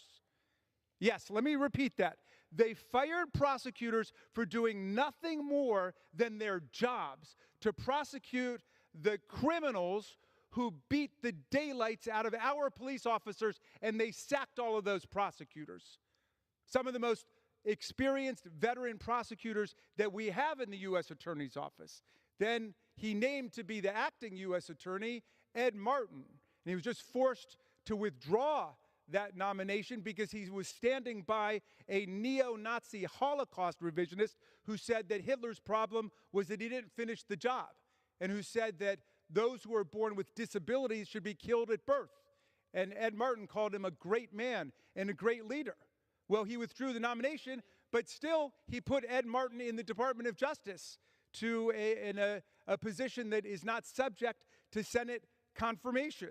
They've weaponized the Department of Justice. They've weaponized the Department of State.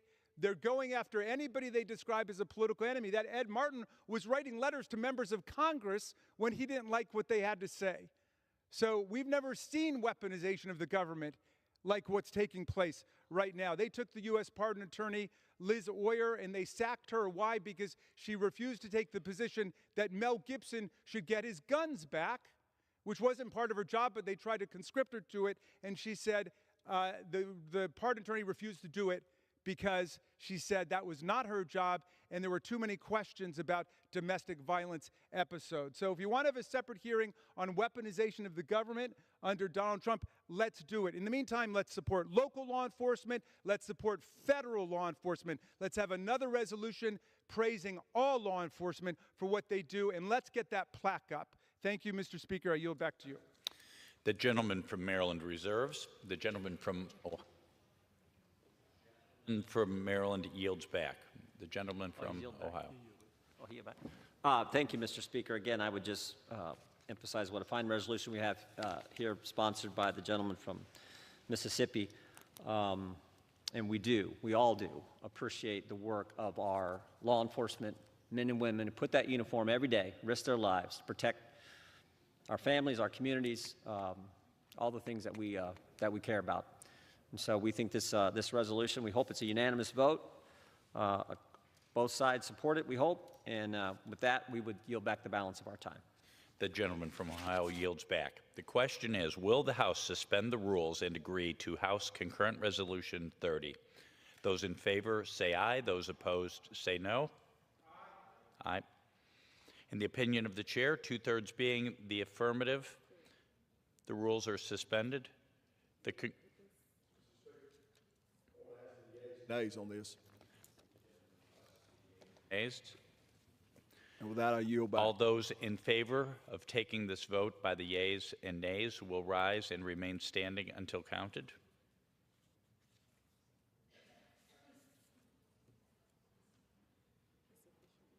Sufficient number having risen, the yeas and nays are ordered. Pursuant to Clause 8 of Rule 20, further proceedings on this question will be postponed.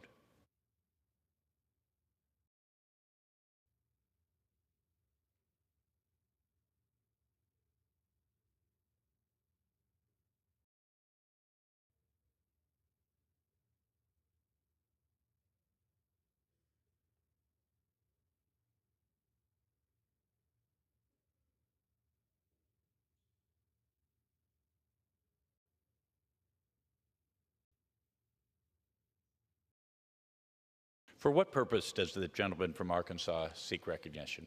Mr. Speaker, I move to suspend the rules and pass the bill H.R. 1682. The clerk will report the title of the bill.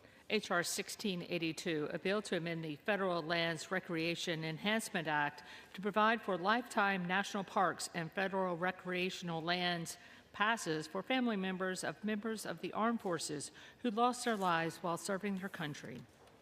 Pursuant to the rule, the gentleman from Arkansas, Mr. Westerman, and the gentlewoman from Oregon, Ms. Hoyle, will each control 20 minutes.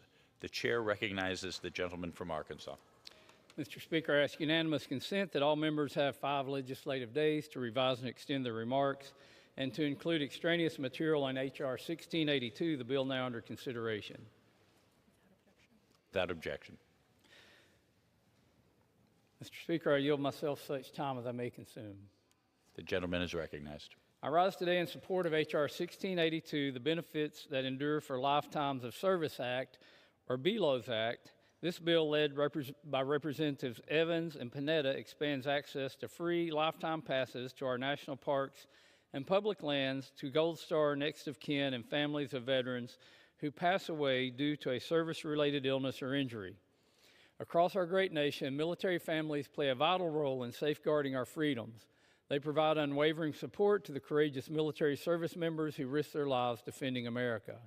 When these troops make the ultimate sacrifice for our country, the emotional impact on their families is devastating. While nothing can replace a lost loved one, outdoor recreation has a proven track record of providing at least some measure of relief in times of profound tragedy. In 2021, Congress permanently codified free lifetime passes to our national parks and public lands for Gold Star families in the Alexander Lofgren Veterans and Parks Act, a bill I proudly co-sponsored and helped champion through the Natural Resources Committee. Unfortunately, the eligibility for these passes did not include families whose relatives were killed in incidents such as hazardous training accidents or due to a service-related illness. H.R. 1682, however, would expand access to free lifetime America the Beautiful passes to Gold Star next of kin family members and family members of fallen veterans. This legislation is a meaningful way to support families whose loved ones were lost in the selfless service to our nation. I want to commend Representative Evans for spearheading this noble effort. As a former captain in the Army National Guard, Representative Evans understands the sacrifices of our service members and their families. In fact, the namesake of this legislation honors a former soldier of Representative Evans, Mark Below, who dedicated over half of his life to serving our country in the Marine Corps, the District of Columbia Army National Guard, and the Colorado Army National Guard, and was one of the first responders to the Pentagon on 9/11. Just months after his swearing in, Representative Evans is already delivering for the people of his district and military families across the country. I reiterate my strong support for his bill and reserve the balance of my time. The gentleman from Arkansas reserves. The gentlewoman from Oregon is recognized. Thank you, Mr. Speaker. I rise in support of H.R. 1682, a crucial measure that would guarantee free access to our national treasures for all Gold Star families. To honor the sacrifice and service of their loved ones, Congress has provided Gold Star families with free America the Beautiful pass that covers entrance fees and standard day use fees for national parks and other federal recreation sites. However, eligibility for this program is limited and leaves some families out because of a technicality. This bill would fix that oversight by broadening access to include families of service members who died during inactive or active duty training, as well as travel to and from training or duty stations. These families have already made the ultimate sacrifice for our country, and they deserve for us to allow them to fix this technicality. I want to thank Representative Evans for bringing this forward and everyone who worked on this in a bipartisan way to make this happen. I urge my colleagues to support this bill, and I reserve the balance of my time. The gentlewoman from Oregon reserves. The gentleman from Arkansas is recognized. Mr. Speaker, I yield 4 minutes to the gentleman from Colorado, the lead sponsor of the bill, Mr. Evans. The gentleman is recognized. Thank you, Mr. Speaker.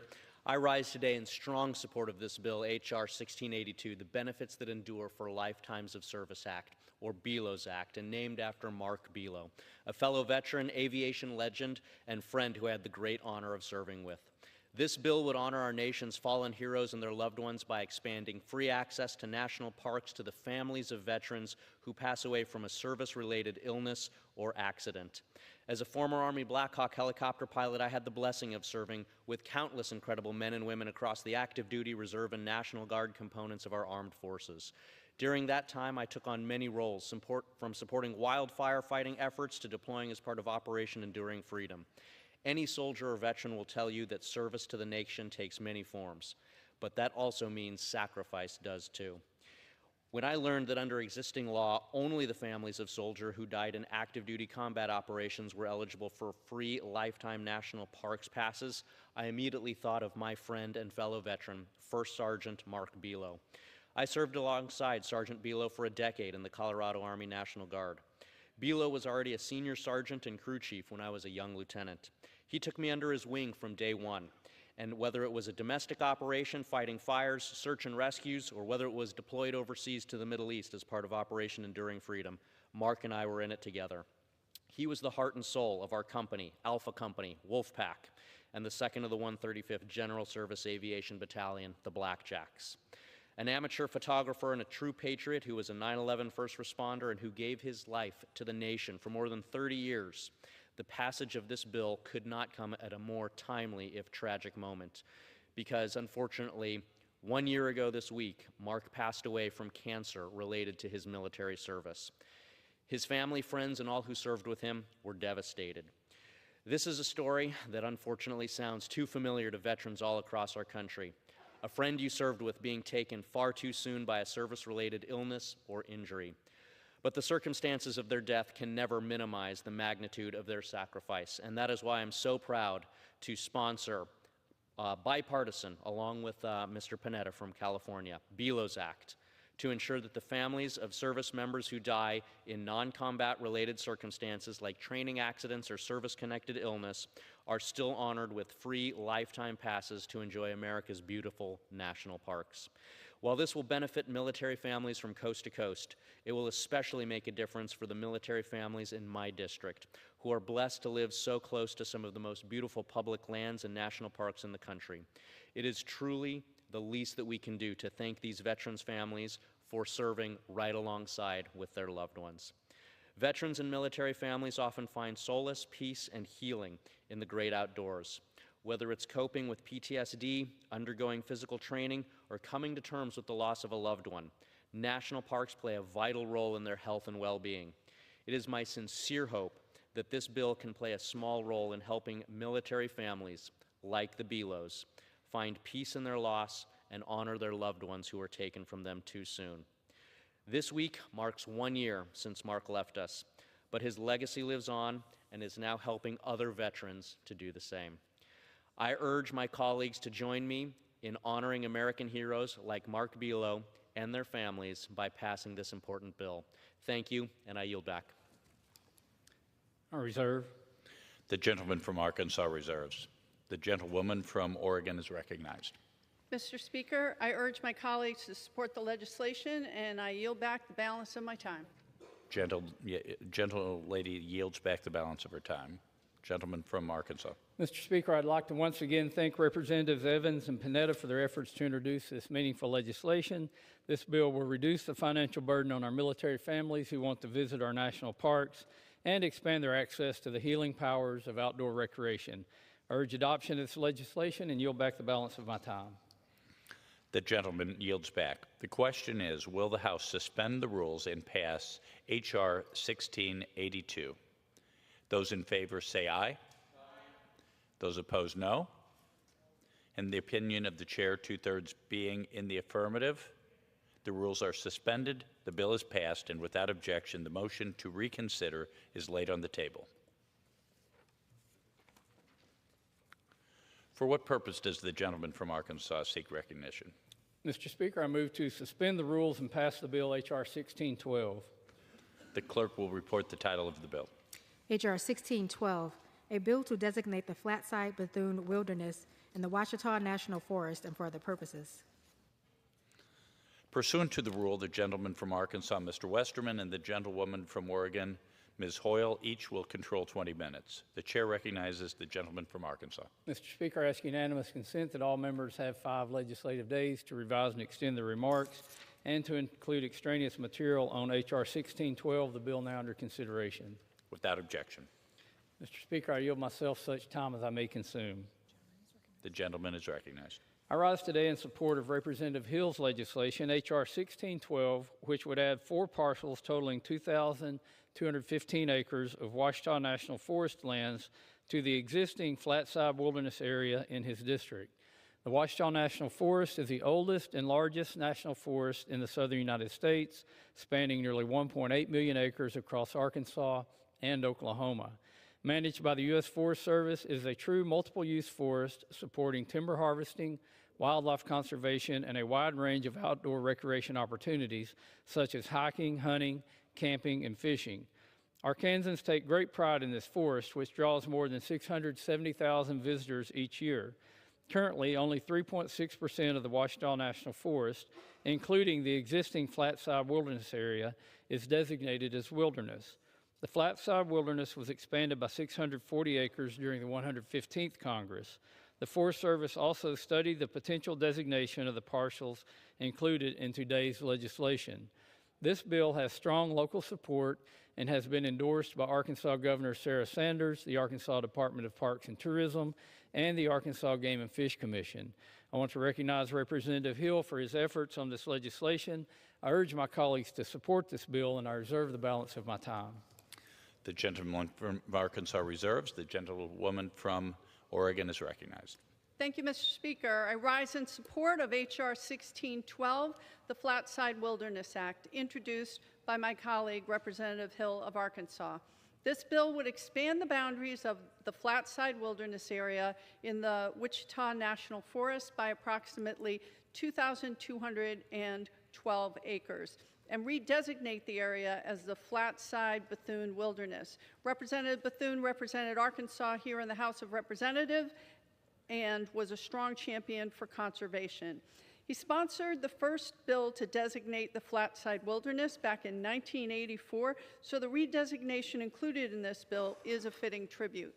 Wilderness areas hold immense importance for a variety of reasons, supporting and providing essential ecosystem services, including clean air, water, carbon sequestration, and critical wildlife habitat. Protecting the wilderness is not just about preserving pristine environments, it's also about safeguarding our natural heritage and ensuring a healthy planet for future generations. I want to thank Representative Hill for his work on expanding the wilderness area in his state. I and many of my Democratic colleagues also have bills that we would like to advance to provide conservation protections for special areas in our congressional districts. This bill demonstrates that we can and should work in a bipartisan manner to protect and conserve public lands. I urge my colleagues to support this bill, and I reserve the balance of my time. The gentlewoman reserves. The gentleman from Arkansas is recognized. Mr. Speaker, I yield 5 minutes to my colleague from Arkansas, the lead sponsor of the bill, Mr. Hill. The gentleman is recognized. Mr. Speaker, I want to thank my good friend, Mr. Westerman, and my colleagues in the House that serve on the Natural Resources Committee for working with me on Flatside and this Additions Act over the past 5 years. So I do stand in strong support for H.R. 1612, which I think is a model for how to go about considering recreation conservation lands in our national forests.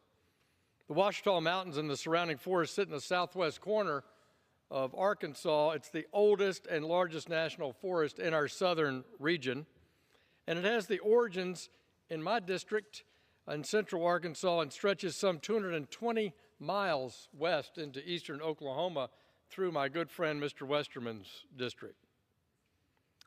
It encompasses nearly 10,000 acres of rugged terrain, and the most treasured views in the Ouachita Mountain region are in Flatside Wilderness. The area also includes the challenging and very popular for those visitors that Congressman Westerman referenced, the Ouachita National Recreation Trail, which bisects Flatside Wilderness. Back in 1984, under the leadership of former Arkansas Senator Dale Bumpers and my predecessor, Congressman Ed Bethune, the Arkansas Wilderness Act was passed and signed into law by President Reagan.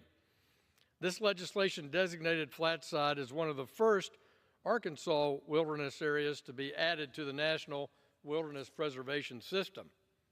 At the time of its passage, the Flatside area was intended to be larger than what was ultimately designated. In 1984, the Forest Service and Flatside advocates were not able to craft a strategy where all the studied and preferred acres of the forest could be included. As such, Mr. Speaker, when I joined Congress in 2015, I set out to complete that original designed 1984 plan for Flatside. In 2019, with the help of Arkansas Senator John Bozeman and Chairman Westerman, we were able to add 640 acres to Flatside, signed into law by President Trump. That same year, Senator Bozeman and I collaborated on an appropriation measure that directed the Forest Service to complete a study on which the surrounding lands that were eligible to be added to Flatside would be carefully studied. Mr. Speaker, it's the results of that 2019 legislatively directed study that was published in 2021 that are the basis for the law proposal before us today. With the help of my colleagues, this bill will finish the work started some 4 decades ago, and which I've been personally dedicated since joining this House. With this final addition, the Flatside Wilderness Area can continue to serve Central Arkansas as a place of economic, recreational, and historic importance. First, as Mr. Chairman Westerman noted, this is not creating a new wilderness area, but simply designated some additional land. It has wide support, as noted by my friend, including our local county and city officials in the county where it's located, Governor Sarah Sanders, Arkansas Parks and Tourism, the leadership of our Game and Fish Commission, and many other local leaders and outdoor recreation groups in our state.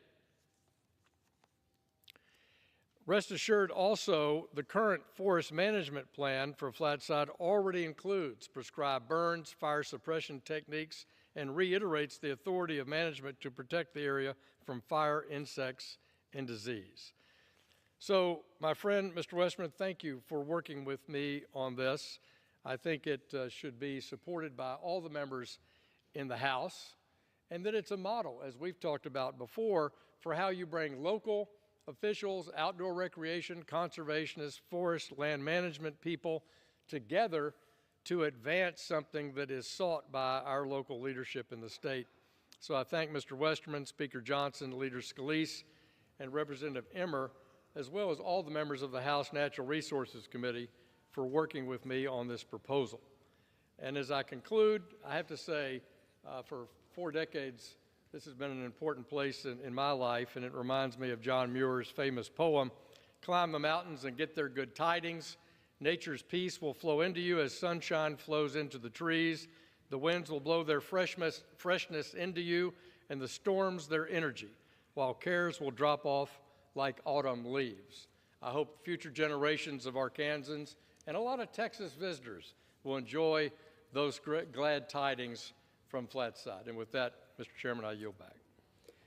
Mr. Speaker, I have no further requests for time. I'm prepared to close and reserve the balance of my time. The gentleman reserves. The gentlewoman from Oregon is recognized. Mr. Speaker, I urge my colleagues to support the legislation, and I yield back the balance of my time. The gentlewoman yields back. The gentleman from Arkansas. Mr. Speaker, I'd like to once again thank my colleague from Arkansas, Representative Hill, for his tireless efforts on this piece of legislation and for the diligence and the process that he labored through to get to this point today. And I appreciate him bringing forth this legislation. I urge the adoption of the bill, and I yield back the balance of my time. The gentleman from Arkansas yields back. The question is, will the House suspend the rules and pass H.R. 1612? Those in favor say aye. Aye. Those opposed say no. In the opinion of the chair, 2/3 being in the affirmative, the rules are suspended and the bill is passed. And without objection, the motion to reconsider is laid on the table. For what purpose does the gentleman from Arkansas seek recognition? Mr. Speaker, I move to suspend the rules and pass the bill H.R. 331 as amended. The clerk will report the title of the bill. Union Calendar Number 37, H.R. 331, a bill to amend the Aquifer Recharge Flexibility Act to clarify a provision relating to conveyances for aquifer recharge purposes.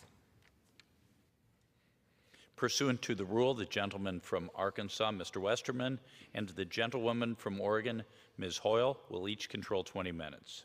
The chair recognizes the gentleman from Arkansas.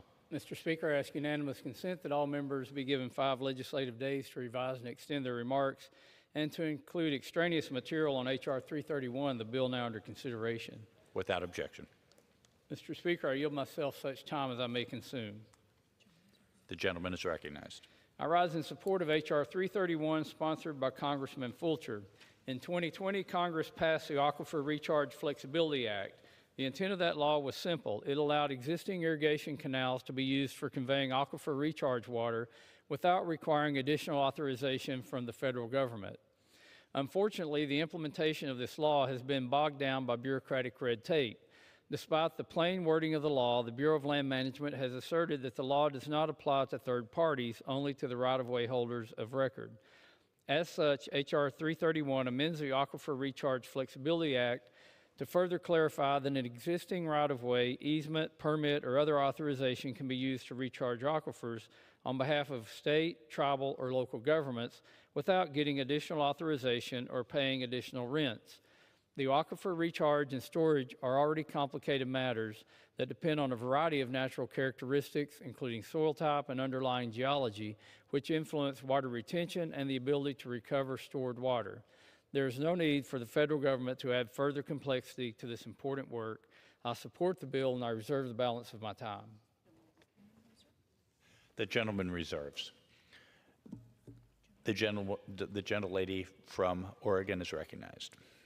Thank you, Mr. Speaker. H.R. 331 would amend the Aquifer Research Flexibility Act to allow third parties to utilize an existing right-of-way easement, permit, or other authorization for aquifer recharge without further authorization from the Secretary of the Interior.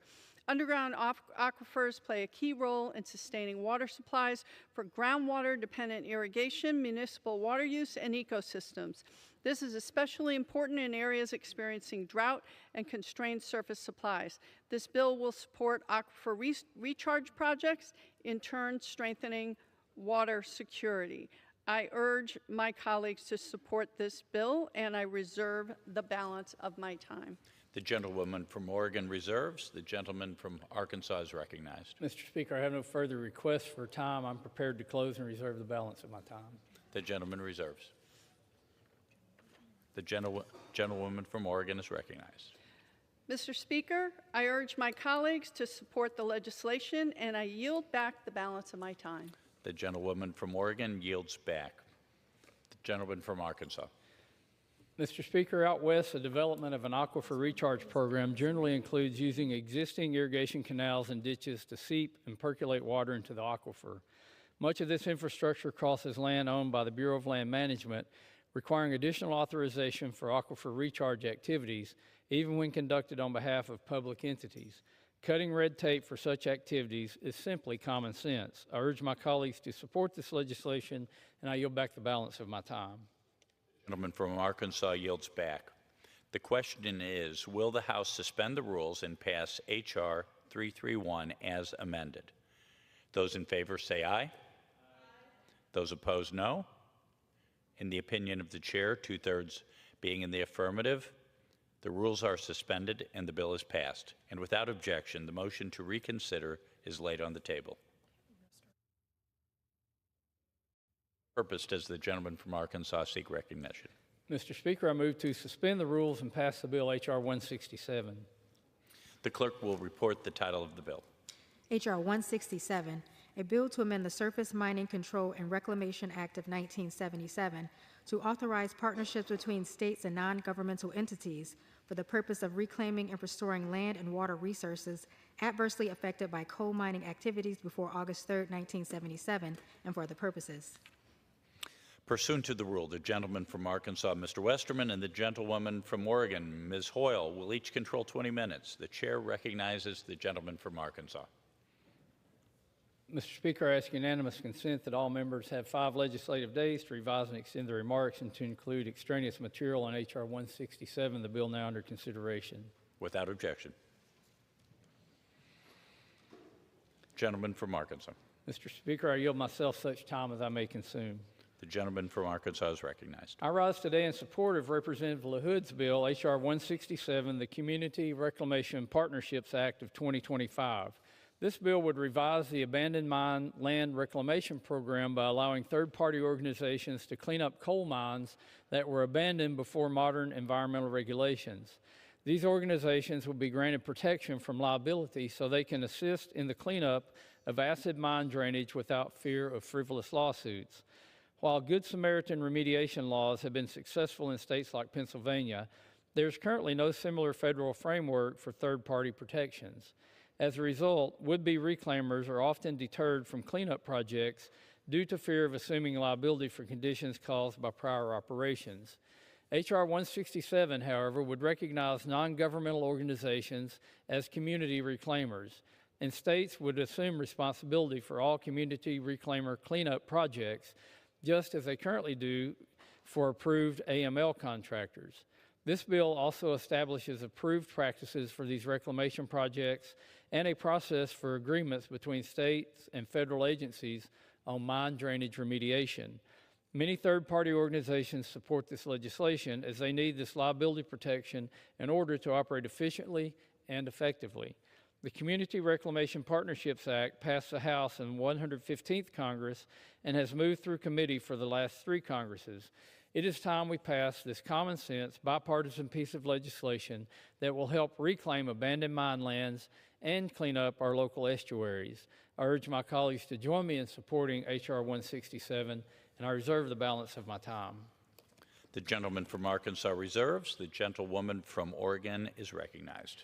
Thank you, Mr. Speaker. I rise in support of my colleague, Representative LaHood's bill, the Community Reclamation Partnership Act. This legislation would amend the Surface Mining Control and Reclamation Act to allow states to partner with third-party groups like environmental and wildlife protection organizations to clean up abandoned coal mine sites. Qualifying projects would be exempt from certain legal liabilities that have stood in the way of cleanup. Right now, there are many thousands of abandoned coal mines sites across the country, many located in Appalachia from before the industry was federally regulated.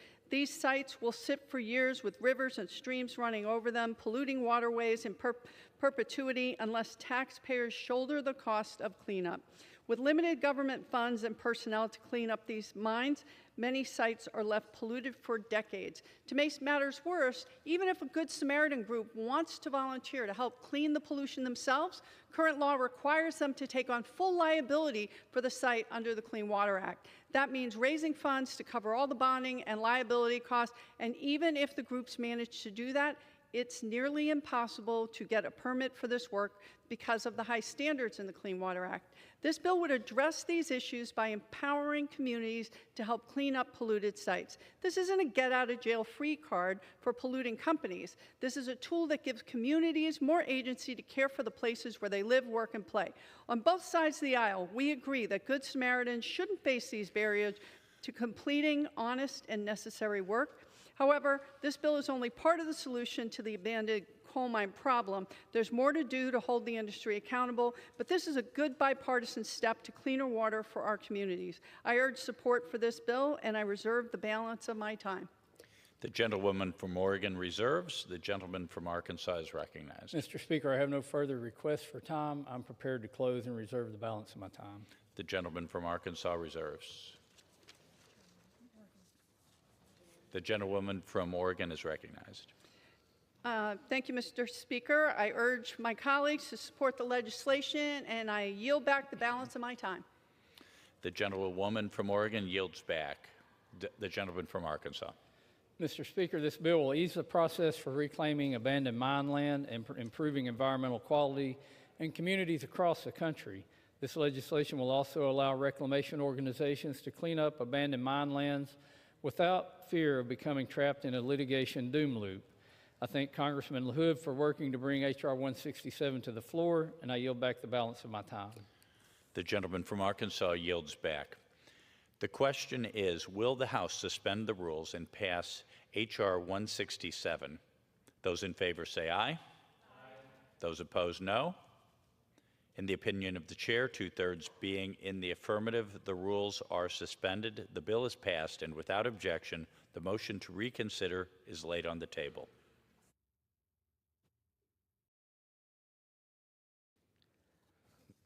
What purpose does the gentleman from Arkansas seek recognition?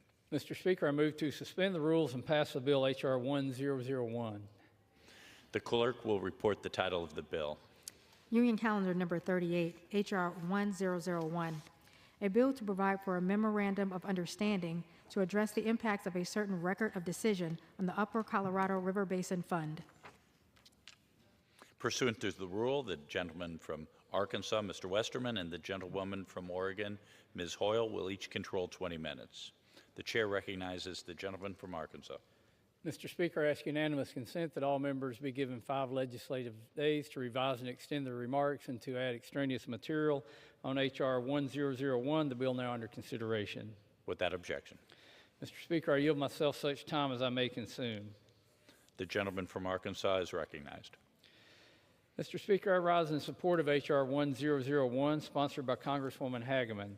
This bill requires the Bureau of Reclamation and the Western Area Power Administration, or WAPA, to enter into a memorandum of understanding aimed at addressing the impacts that bypass flows at Glen Canyon Dam have had on the Upper Colorado River Basin Fund.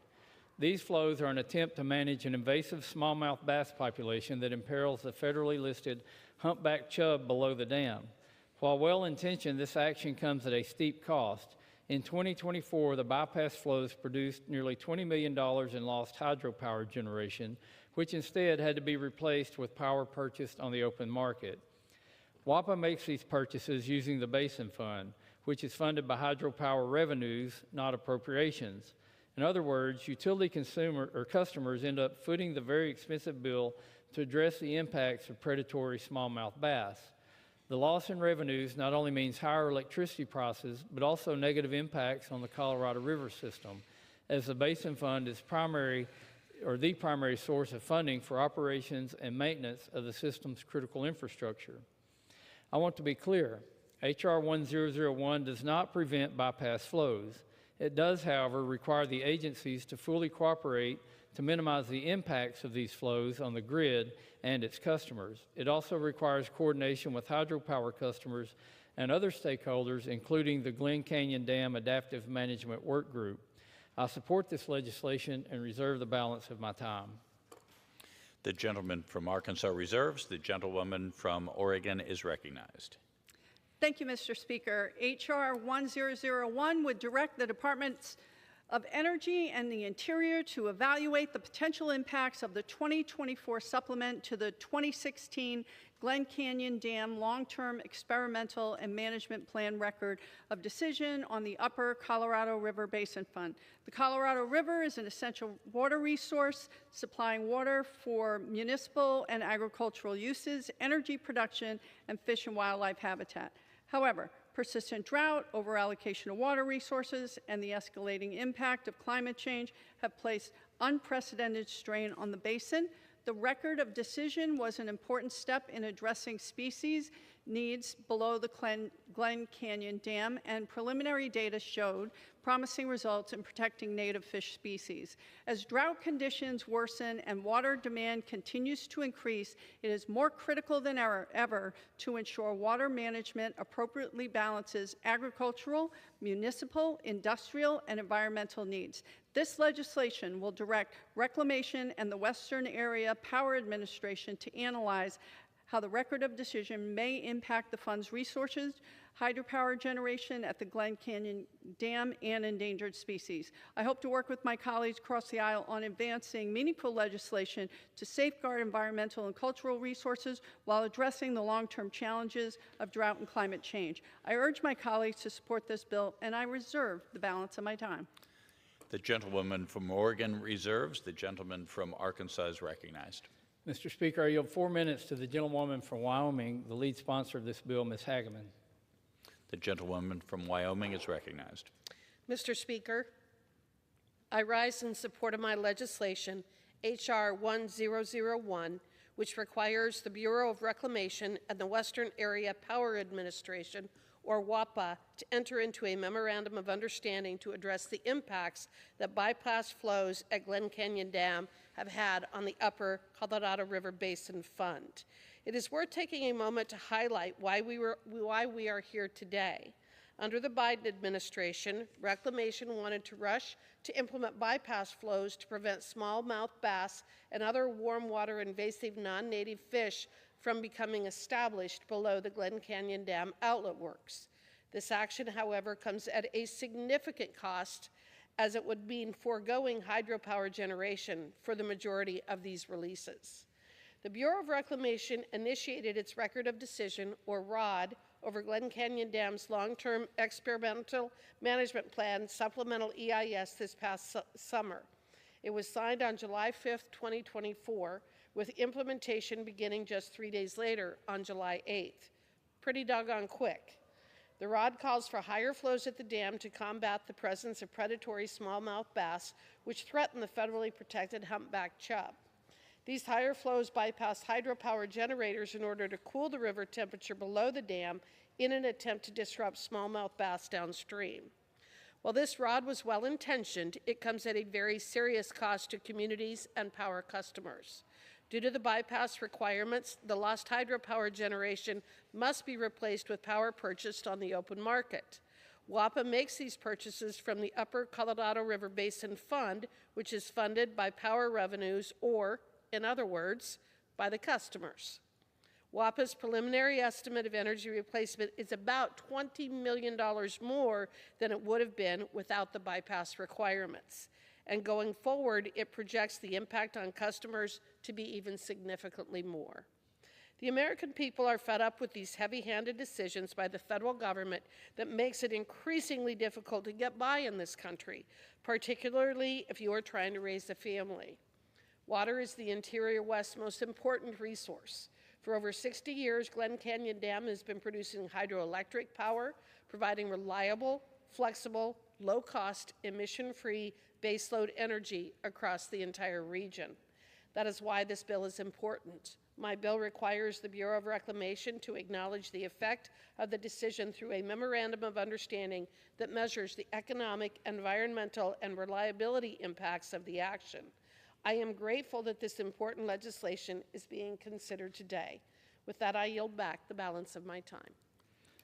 The gentlewoman yields back. Mr. Speaker, I have no further requests for time. I'm prepared to close and reserve the balance of my time. The gentleman from Arkansas reserves. The gentlewoman from Oregon is recognized. Thank you, Mr. Speaker. I urge my colleagues to support the legislation, and I yield back the balance of my time. The gentlewoman from Oregon yields back. The gentleman from Arkansas. Mr. Speaker, again, H.R. 1001 would bring WAPA, the Bureau of Reclamation, and local stakeholders together to produce an action plan to address the effects of the bypass flows on the Basin Fund, as well as the impacts of diminished hydropower generation at Glen Canyon Dam on grid reliability. The plan will also require the federal agencies to identify the impacts of these actions on any species listed as threatened or endangered under the Endangered Species Act. I want to again thank Representative Hageman for tackling these important issues. I urge my colleagues to support this legislation, and I yield back the balance of my time. The gentleman yields back. The question is, will the House suspend the rules and pass H.R. 1001? Those in favor say aye. Aye. Those opposed, no. In the opinion of the chair, 2/3 being in the affirmative, the rules are suspended and the bill is passed. And without objection, the motion to reconsider is laid on the table. For what purpose does the gentleman from Arkansas seek recognition? Mr. Speaker, I move to suspend the rules and pass the bill H.R. 677 as amended. The clerk will report the title of the bill. Union Calendar number 63, H.R. 677, a bill to establish a process to expedite the review of appeals of certain decisions by the Department of the Interior. Pursuant to the rule, the gentleman from Arkansas, Mr. Westerman, and the gentlewoman from Oregon, Ms. Hoyle, will each control 20 minutes. The chair recognizes the gentleman from Arkansas. Mr. Speaker, I ask unanimous consent that all members be given 5 legislative days to revise and extend the remarks and to add extraneous material on H.R. 677, the bill now under consideration. Without objection. Mr. Speaker, I yield myself such time as I may consume. The chair recognizes the gentleman from Arkansas. I rise today in support of H.R. 677, the Expedited Appeals Review Act, introduced by Representative Hageman. This bill addresses critical flaws currently plaguing the review process of the Interior Board of Land Appeals, or IBLA. The IBLA functions as an appellate review body within the Department of the Interior. It is tasked with resolving the many disputes that arise in connection with the public lands and natural resources under the department's jurisdiction. With over 600 appeals pending before the IBLA, however, many cases go undecided and are simply left to expire. This effectively results in automatic denials, even though no substantive decisions have been rendered. Thankfully, H.R. 677 offers a needed off-ramp for appellants that the IBLA has left in limbo. Starting 1 year after filing the appeal, an appellant may submit a request that requires the IBLA to decide the case within 6 months. If the IBLA fails to meet the new deadline, the case automatically becomes eligible for de novo judicial review outside of the department. This solution will reduce the existing backlog while ensuring stakeholders receive their day in court. I urge all my colleagues to join me in support of H.R. 677, and I reserve the balance of my time. The gentleman from Arkansas reserves. The gentlewoman from Oregon is recognized. Thank you, Mr. Speaker, and thank you to Representative Hageman drawing attention to the issues with the Interior Board of Land Appeals. The IBLA resolves disputes related to public lands and natural resources under the Department of the Interior. However, the IBLA can take too long to decide these cases, leaving people waiting for years for a decision. For example, at the end of fiscal year 2023, the IBLA had cases on their docket from fiscal year 2017. The Expedited Appeals Review Act would attempt to address this problem by creating an optional process for appellants to get expedited review from the IBLA. Under this bill, if the IBLA does not make a decision by the expedited review deadline, the appellant can take the case direct to district court. The court would start the case de novo, compiling the facts of the case without deference to the original agency's decision-making. While I agree with Representative Hageman that the IBLA timelines are a problem, I do have some concerns that the proposed solution doesn't get to the root of the problem. The underlying cause behind the IBLA's delays is a lack of capacity and resources. The board has stated it does not have the resources needed to resolve every appeal filed every fiscal year. Instead of setting more deadlines we know that the IBLA can't meet, we should be appropriately staffing our agencies and review boards across the federal government. Additionally, I'm concerned this bill will create a fast-track review procedure that advantages wealthier appellants. Taking the case to district court is time and resource intensive, so only the wealthiest appellants are likely to use the expedited review process.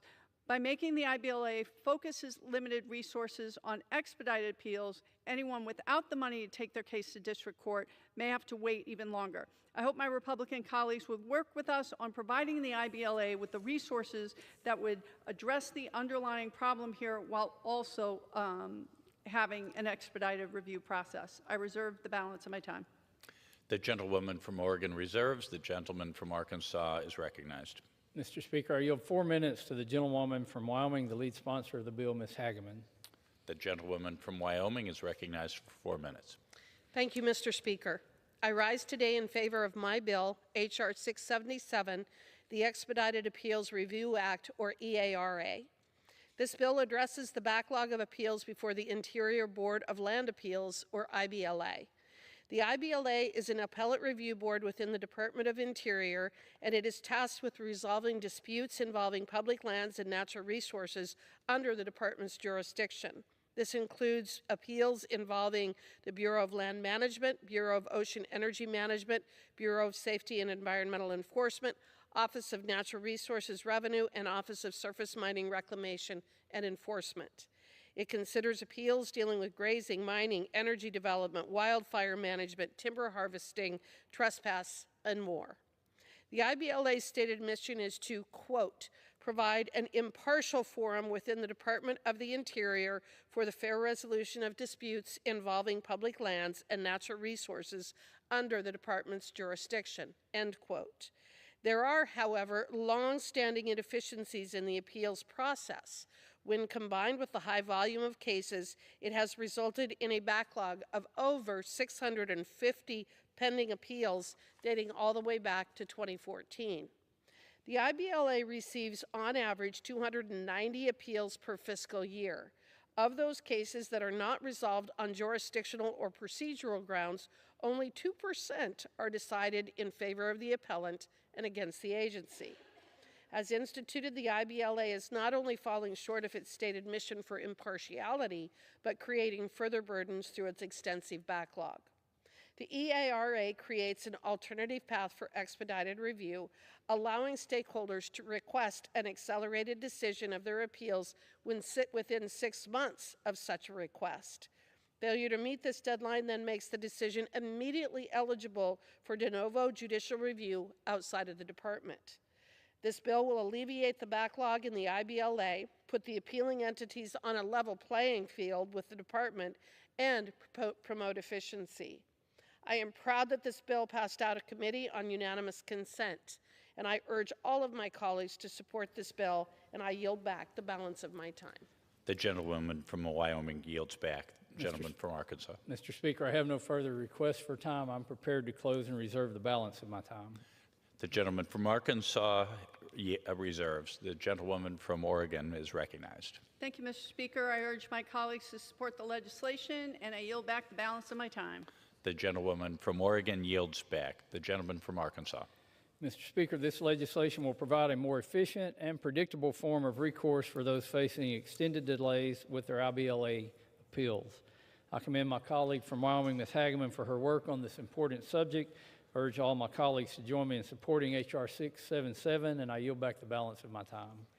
The question is, will the House suspend the rules and pass the bill H.R. 677 as amended? Those in favor say aye. Aye. Those opposed, no. In the opinion of the chair, 2/3 being in the affirmative, the rules are suspended, the bill is passed, and without objection, the motion to reconsider is laid on the table. What purpose does the gentleman from Arkansas seek recognition? Mr. Speaker, I move to suspend the rules and pass the bill H.R. 1550. The clerk will report the title of the bill. H.R. 1550, a bill to redesignate the Saratoga National Historical Park as the Saratoga National Battlefield Park. Pursuant to the rule, the gentleman from Arkansas, Mr. Westerman, and the gentlewoman from Oregon, Ms. Hoyle, will each control 20 minutes.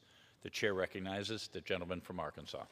Mr. Speaker, I ask unanimous consent that all members have 5 legislative days to revise and extend their remarks and to add or include extraneous material on H.R. 1550, the bill now under consideration. Without objection. Mr. Speaker, I yield myself such time as I may consume. The chair recognizes the gentleman from Arkansas. I rise in support of Representative Stefanik's bill, H.R. 1550, which will redesignate the Saratoga National Historical Park, located in her district, as the Saratoga National Battlefield Park. Saratoga County, New York is the fastest growing county in New York State and features a robust economy and world-class tourist destinations for families and history buffs alike. However, this prosperous community in upstate New York would not exist if not for a series of legendary events that took place nearly 250 years ago. In September of 1777, General Horatio Gates led Continental Army troops against the British Empire in present-day Saratoga County. In the ensuing battles of Saratoga, American colonists forged a turning point in the Revolutionary War by routing the British invasion force. Today, this 3,400-acre site is considered a unit of the National Park System. There, visitors can explore trails and experience the historic battlefield, which includes landmarks, fortifications, and other important structures. Representative Stefanik's legislation would redesignate this hallowed site as the Saratoga National Battlefield Park, thereby recognizing its significance as a historic battlefield and highlighting the sacrifices made by the soldiers who fought there. While this area was originally named Saratoga Battlefield Park by the state of New York, the battlefield nomenclature was dropped in 1938 when the area became part of the National Park System.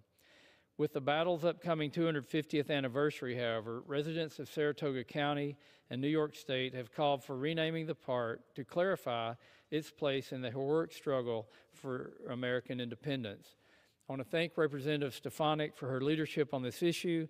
She is a longstanding advocate for honoring America's history and protecting hallowed battlefields. Her leadership was crucial in ensuring the passage of the bipartisan American Battlefield Protection Program Enhancement Act, which was signed into law earlier this year. I support this bill and I reserve the balance of my time. The gentleman from Arkansas reserves. The gentlewoman from Oregon is recognized. Thank you, Mr. Speaker. H.R. 1550 redesignates Saratoga National Historic Park as a Saratoga National Battlefield Park. The site in Stillwater, New York, marks the location of a critical pair of battles known as the turning point of the American Revolutionary War. American forces defeated the British in the Battle of Saratoga in October 1777, which the National Park Service notes renewed the Patriots' hope for independence and helped secure foreign recognition and support for the American Revolution. This truly was a turning point that helped invigorate the fight for our independence. As a testament to the importance of this monument, Congress has on permanent display in the Capitol Rotunda, just steps away from here, and to the left of the monument of three great suffragettes, a famous oil painting by John Trumbull of the surrender of the British General Burgoyne at Saratoga. The state of New York began efforts to preserve the battlefield in 1927, establishing a park known as the Saratoga Battlefield Park. However, the site's name changed to the Saratoga National Historic Park when Congress designated it as part of the National Park System in 1938. Today's bill would restore the use of the term battlefield in the park's name to reflect the site's significance in the American Revolution. This is a fitting tribute as we prepare for next year's 250th anniversary of the signing of the Declaration of Independence. I support this bill and I reserve the balance of my time. The gentlewoman from Oregon reserves. The gentleman from Arkansas is recognized. Mr. Speaker, I yield 3 minutes to the gentlewoman from New York, the lead sponsor of this bill, Ms. Stefanik. The gentlewoman from New York is recognized for 3 minutes. Thank you, Mr. Speaker, and thank you to Mr. Chair. I rise today in support of my legislation, the Strengthening America's Turning Point Act. I am always proud to share with my colleagues in Congress and with the American people that upstate New York and the North Country are known as the cradle of the American Revolution, home to numerous battlefields and historic sites that were critical in shaping our nation's founding and history.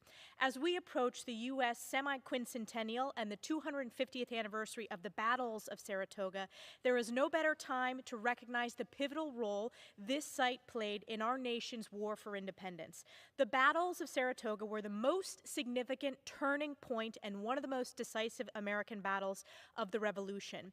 British General Burgoyne tried to seize control of the strategically important Hudson River Valley, but his campaign ended in defeat at the battles of Saratoga, where he surrendered to General Horatio Gates. The American defeat of British forces, the American victory against British forces at the battles of Saratoga marked a changing of the tide in the Revolutionary War, hence the turning point, securing foreign support from France and bolstering domestic support for the American patriots and their righteous cause. This bipartisan legislation would rename Saratoga National Historical Park to Saratoga National Battlefield Park to more accurately reflect the historical significance of the site and emphasize the crucial military engagements that took place there. The historic site was originally actually named the Saratoga Battlefield Park, but when it became a national park in 1938, the word battlefield was left out of the name. Unanimously supported by the Saratoga County Board of Supervisors, this significant fix will help increase public understanding of the deep significance the site holds in our military history and honor the site where so many gave their last full measure of devotion. I want to express my gratitude to my great friend and classmate, Chairman Bruce Westerman, for his partnership in ensuring our battlefields and historic sites in upstate New York and across America are preserved and protected for generations to come. I urge my colleagues to join me in supporting this bipartisan bipartisan bill, the Strengthening America's Turning Point Act. Thank you, and I yield back. The gentlewoman from New York yields back. The gentleman from Arkansas is recognized. Mr. Speaker, I have no further requests for time. I'm prepared to close and reserve the balance of my time. The gentleman from Arkansas reserves. The gentlewoman from Oregon is recognized. Mr. Speaker, I urge my colleagues to support the legislation, and I yield back the balance of my time. The gentlewoman from Oregon yields back. The gentleman from Arkansas is recognized. Mr. Speaker, this bill by Representative Stefanik acknowledges a significant site for its pivotal role in American history as we approach our nation's 250th anniversary. I urge the adoption of the bill, and I yield back the balance of my time. The gentleman from Arkansas yields back. The question is, will the House suspend the rules and pass the bill, H.R. 1550? Those in favor say aye. Those opposed, no. In the opinion of the chair, 2/3 being in the affirmative, the rules are suspended, the bill is passed, and without objection, the motion to reconsider is laid on the table. For what purpose does the gentleman from Arkansas seek recognition? Mr. Speaker, I move to suspend the rules and pass the bill H.R. 1829. The clerk will report the title of the bill. H.R. 1829, a bill to require the Secretary of Agriculture to convey certain lands within the Apache Sitgreaves National Forest and for other purposes. Pursuant to the rule, the gentleman from Arkansas, Mr. Westerman, and the gentlewoman from Oregon, Ms. Hoyle, will each control 20 minutes. The chair recognizes the gentleman from Arkansas. Mr. Speaker, I ask unanimous consent that all members be given 5 legislative days to revise and extend their remarks and to include extraneous material on H.R. 1829, the bill now under consideration. Without objection. Mr. Speaker, I yield myself such time as I may consume. The chair recognizes the gentleman from Arkansas. I strongly support Congressman Crane's bill, the Apache County and Navajo County Conveyance Act of 2025. This legislation would transfer small parcels of federal land to Apache and Navajo counties to expand existing cemeteries. Located in eastern Arizona, the communities in Pinedale and Alpine are surrounded by the Apache Sitgreaves National Forest. Given the large federal footprint, both communities have struggled to expand their respective cemeteries, which are currently located on U.S. Forest Service land and operated under a special use permit. If the cemeteries are not expanded, families will be forced to travel long distances to distant cemeteries to visit their deceased relatives. To address this need, Pinedale and Alpine have worked with their respective counties to identify additional land to expand their cemeteries. This bill provides a straightforward, common-sense solution by transferring U.S. Forest Service land adjacent to the cemeteries to the respective counties. While this is a straightforward bill, I think many of us can attest to the invaluable role a burial place can play in the grieving process. Burial sites are sacred, eternal resting places that provide closure for the families of the deceased. Families should not be forced to travel long distances to lay their loved ones to rest due to the red tape of federal land ownership. As chairman of the Natural Resources Committee, I fought to elevate the voices of rural communities and highlight their unique challenges. This bill addresses one of those unique challenges. I want to thank Representative Crane for his work on this legislation. I support the bill and reserve the balance of my time. Gentleman reserves. The gentlewoman from Oregon is recognized. Thank you, Mr. Speaker. I rise today in strong support of H.R. 1829, the Apache County and Navajo County Conveyance Act of 2025, common sense bill that will help a rural Arizona community meet an essential public service need. This legislation would direct the Secretary of Agriculture to convey small parcels of land within the Apache Sitgreaves National Forest to Apache County and Navajo County for the expansion of existing cemeteries. These cemeteries are running out of space, and without this bill, local families face serious barriers in accessing burial services close to home. This bill would ensure the land remains dedicated to cemetery use. It also protects federal interests through a reversion clause and places the costs of surveys and environmental review on the counties. This is a respectful, efficient solution that reflects both local priorities and responsible federal land management. I support this bill and reserve the balance of my time. The gentlewoman reserves. The gentleman from Arkansas is recognized. Mr. Speaker, I yield 3 minutes to the gentleman from Arizona, the lead sponsor of the bill, Mr. Crane. The gentleman is recognized. Thank you, Mr. Speaker. I rise today to speak in favor of my bill, the Apache County and Navajo County Conveyance Act of 2025. This legislation would transfer federal land currently under the purview of the U.S. Forest Service to Navajo and Apache counties. For more than a decade, the communities of Pinedale and Alpine have struggled to find appropriate cemetery space to meet the needs of their family members wishing to enter and pay respects to their loved ones. My bill would expand the land adjacent to the Alpine Community Cemetery, preventing the need for members of the community to be laid to rest in a distant cemetery. These communities have storied histories dating back to the pioneers, and they deserve to lay their loved ones to rest in the place that means so much to them. My primary objective as a public official is to remain principled and effective for the district that I represent, ensuring that rural communities are not forgotten by the federal government. I appreciate Chairman Westerman, Navajo County Supervisor Seymour, and Apache County Supervisor Nelson, and also my colleagues on the other side for their support and for their leadership, and I urge my colleagues on both sides of the aisle to support this sensible solution. Thank you, and I yield the balance of my time. Mr. Speaker, I have no further requests for time. I'm prepared to close and reserve the balance of my time. The gentleman reserves. The gentlewoman from Oregon is recognized. Mr. Speaker, I urge my colleagues to support the legislation, and I yield back the balance of my time. The gentleman yields back.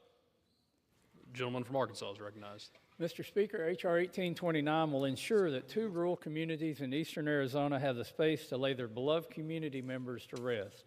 I want to thank Congressman Crane for spearheading this critical issue on behalf of his constituents. I urge the adoption of the bill and yield back the balance of my time. The question is, will the House suspend the rules and pass the bill H.R. 1829? Those in favor say aye. Those opposed, no. In the opinion of the chair, 2/3 being in the affirmative, the rules are suspended. The bill is passed, and without objection, the motion to reconsider is laid on the table. For what purpose does the gentleman from Arkansas seek recognition? Mr. Speaker, I move to suspend the rules and pass the bill H.R. 531 as amended. The clerk will report the title of the bill. H.R. 531, a bill to amend the South Pacific Tuna Act of 1988 and for other purposes. Pursuant to the rule, the gentleman from Arkansas, Mr. Westerman, and the gentlewoman from Oregon, Ms. Hoyle, each will control 20 minutes. The chair recognizes the gentleman from Arkansas. Mr. Speaker, I ask unanimous consent that all members be given 5 legislative days to revise and extend their remarks and to include extraneous material on H.R. 531, the bill now under consideration. Without objection. Mr. Speaker, I yield myself such time as I may consume. The gentleman is recognized. I rise in strong support of the South Pacific Tuna Treaty Act of 2025, introduced by my friend, Congresswoman Radewagen of American Samoa.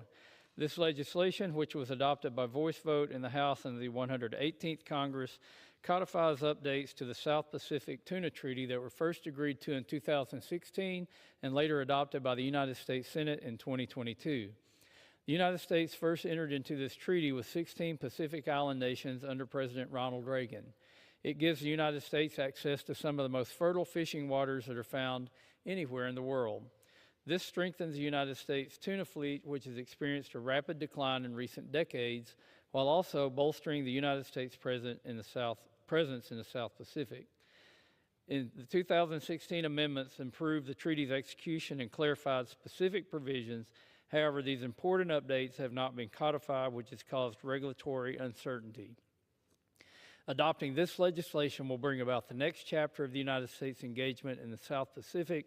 I thank Ms. Radewagen for her leadership on this important issue, and I reserve the balance of my time. The gentleman reserves.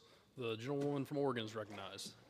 Thank you, Mr. Speaker. H.R. 531, the South Pacific Tuna Treaty Act of 2025, will help sustain American tuna fisheries and the conservation of marine resources in the South Pacific. This legislation would implement the South Pacific Tuna Treaty, a multilateral treaty between the United States government and the Pacific Island states. This treaty authorizes the small U.S. purse seine vessel fleet to fish in specific and exclusive economic zones in the Pacific Island countries that are part of the treaty. These parties include Australia, the Cook Islands, Fiji, New Zealand, Palau, Papua New Guinea, Samoa, the Solomon Islands, Tonga, and many more island nations. The exclusive economic zones of these nations are very close together and not far from American Samoa. There's little international water between them. Purse seine fishing often uses fish aggregating devices, or FADs, which are large circular nets that drift independently through the water for hundreds of miles until they catch fish. They have sonar and GPS, so the fishing boat knows where they are and when the net is full. The nature of this fishing method, combined with the proximity of these countries, means that FADs can be released in international waters but float through other countries' EEZs, catching fish along the way. Without access to these EEZs, the U.S. purse seine fleet cannot retrieve the fish that they catch. The South Pacific Tuna Treaty provides the U.S. fleet with access to these lucrative tuna fishing grounds and facilitates cooperation on various issues. It's been vital for almost 3 decades, fostering a mutually beneficial strategic and economic relationship between the United States and the Pacific Island countries. The treaty was entered into force in 1988, was extended in 1993, then again in 2002. Most recently, the parties began renegotiating the treaty and its annexes in 2009 and reached agreement in 2016. The bill today proposes adjustments to the South Pacific Tuna Act of 1988 to implement the amended treaty, mainly providing more flexibility for U.S. vessels and the Pacific Island countries to negotiate access levels while ensuring a stable operating environment. This legislation will enable the National Oceanic and Atmospheric Administration to implement annual access and fee agreements and new operational requirements efficiently, provided we still have enough staff to operate NOAA efficiently. It will allow the United States and its vessels operating under the treaty to better utilize these benefits. This bill will benefit U.S. fisheries and help maintain a strong U.S. presence in the South Pacific region. I urge a yes vote on this bill, and I reserve the balance of my time. The gentlewoman reserves. The gentleman from Arkansas is recognized. Mr. Speaker, I yield 2 minutes to the gentlewoman from American Samoa, the lead sponsor of this bill, Ms. Radwagen. Without objection. Thank you, Mr. Speaker. Talofa laba. Good afternoon. I rise today in support of my bill, the South Pacific Tuna Treaty Act. I represent beautiful islands of American Samoa and the South Pacific. This bill implements into statute the most recent changes to the South Pacific Tuna Treaty that was negotiated between NOAA and other signatory countries to the treaty. These changes are important to support the American fishing fleet in the South Pacific, of which many boats call American Samoa home. These changes improve the operations conditions and flexibility for the fleet, which is America's last true distant water fishing fleet. I want to thank the bill's co-sponsor, Congressman Case from Hawaii, for his support of this legislation. Thank you. Soifua Ma'iamanuia. Gentlelady yields. Mr. Speaker, I have no further requests for time. I'm prepared to close, and I continue to reserve. Gentleman reserves. Gentlewoman from Oregon is recognized. Thank you, Mr. Speaker. I urge my colleagues to support the legislation, and I yield back the balance of my time. Gentlelady reserves. Gentlelady yields. Gentleman from Arkansas is recognized. Mr. Speaker, on April 17th, American Samoa celebrated 125 years as a territory of the United States. As we observe this historic milestone, enacting this legislation will ensure that the United States continues its strong presence in the Pacific region. When President Reagan first signed the legislation that established this treaty in the 1980s, he spoke of the bonds of friendship and affection that unite our people. This bill will ensure that these important partnerships continue for years and decades to come.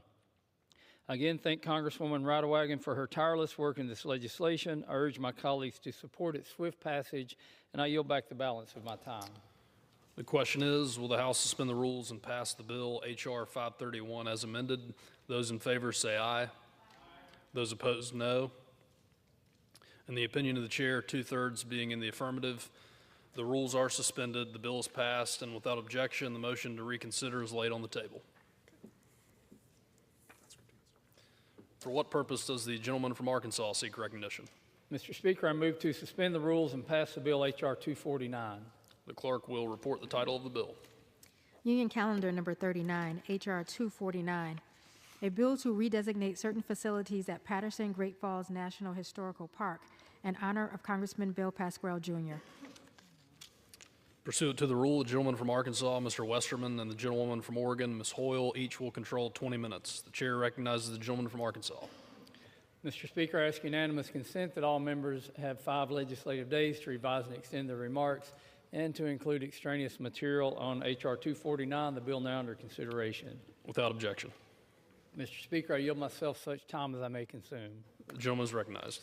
I rise today in support of H.R. 249, introduced by Representative Pallone, which would redesignate certain amenities at Patterson Great Falls National Historical Park in honor of the late Congressman Bill Pasquale, Jr. Specifically, this bipartisan bill would rename 2 sites within the historical park as the Bill Pasquale Jr. Scenic Overlook Trail Bridge and the Bill Pasquale Jr. Overlook Park. Patterson, New Jersey was home to Congressman Pasquale, a former member of this body, and before that, a high school teacher and a college professor. Congressman Pasquale was instrumental in the designation of the Patterson Great Falls National Historic Park in 2009. Known for his plain-spoken demeanor and deep commitment to his constituents, Congressman Pasquale served our nation in the U.S. Army and in this body for nearly 3 decades until his passing last August. Overlook Park is a 2.5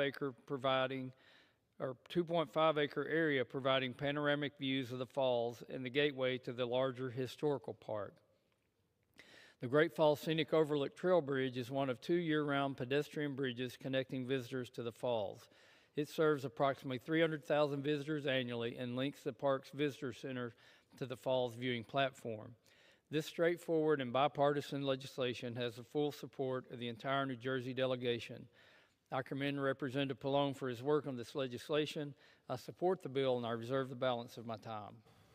The gentleman reserves. The gentlewoman from Oregon is recognized.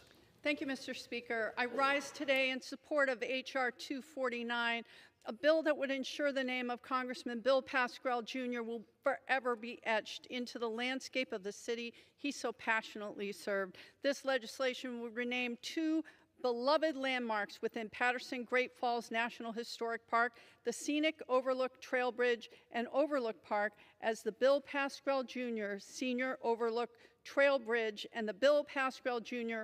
Overlook Park. These places offer sweeping views of Great Falls, the Great Falls, a symbol of American ingenuity, labor, and power. They could be no more fitting tribute to a man whose career reflected those same qualities. For decades, Bill Pasquale fought for the people of Patterson and the state of New Jersey, and anyone who visited Patterson, as I have on many occasions, knew that he lived, ate, and breathed Patterson. That man loved Patterson and was Patterson. It is also fitting that on the week that we honor police officers who put their lives on the line to protect and serve us, that this is the time that we will pass this bill honoring Bill Pasquale. He never backed down from standing up for working people and for first responders. From the halls of City Hall to Congress, he was a tireless advocate for working families, veterans, public health, and local infrastructure. But what defined him was his unshakable belief in the potential of his hometown, a city that helped build America and a city that he never stopped believing in. By renaming these park features in his honor, we're not just commemorating a public service, we are linking his legacy to a history of American industry, immigration, and a resilience that Great Falls represent. Bill Pasquale deserves this legacy. He was a legacy. He had a great sense of humor, and when he walked in, everyone knew he was in the room. We miss him dearly here, and his name belongs in this place, not only in the official record, but in the very landscape of the community he loved. I urge my colleagues to support this legislation to help ensure this legacy stands as strong and enduring as the Great Falls themselves. I reserve the balance of my time. Gentleman reserves. The gentleman from Arkansas is recognized. Mr. Speaker, I have no further requests for time. I'm prepared to close and reserve the balance of my time. Gentleman reserves. Gentlewoman from Oregon is recognized. Mr. Speaker, I yield 4 minutes to the gentlewoman from New Jersey. The gentlewoman is recognized. Thank you so very much. Thank you. Mr. Speaker, I rise in support of H.R. 249 to redesignate parts of the Patterson Great Falls National Historic Park in honor of the late Congressman Bill Pascrell, Jr.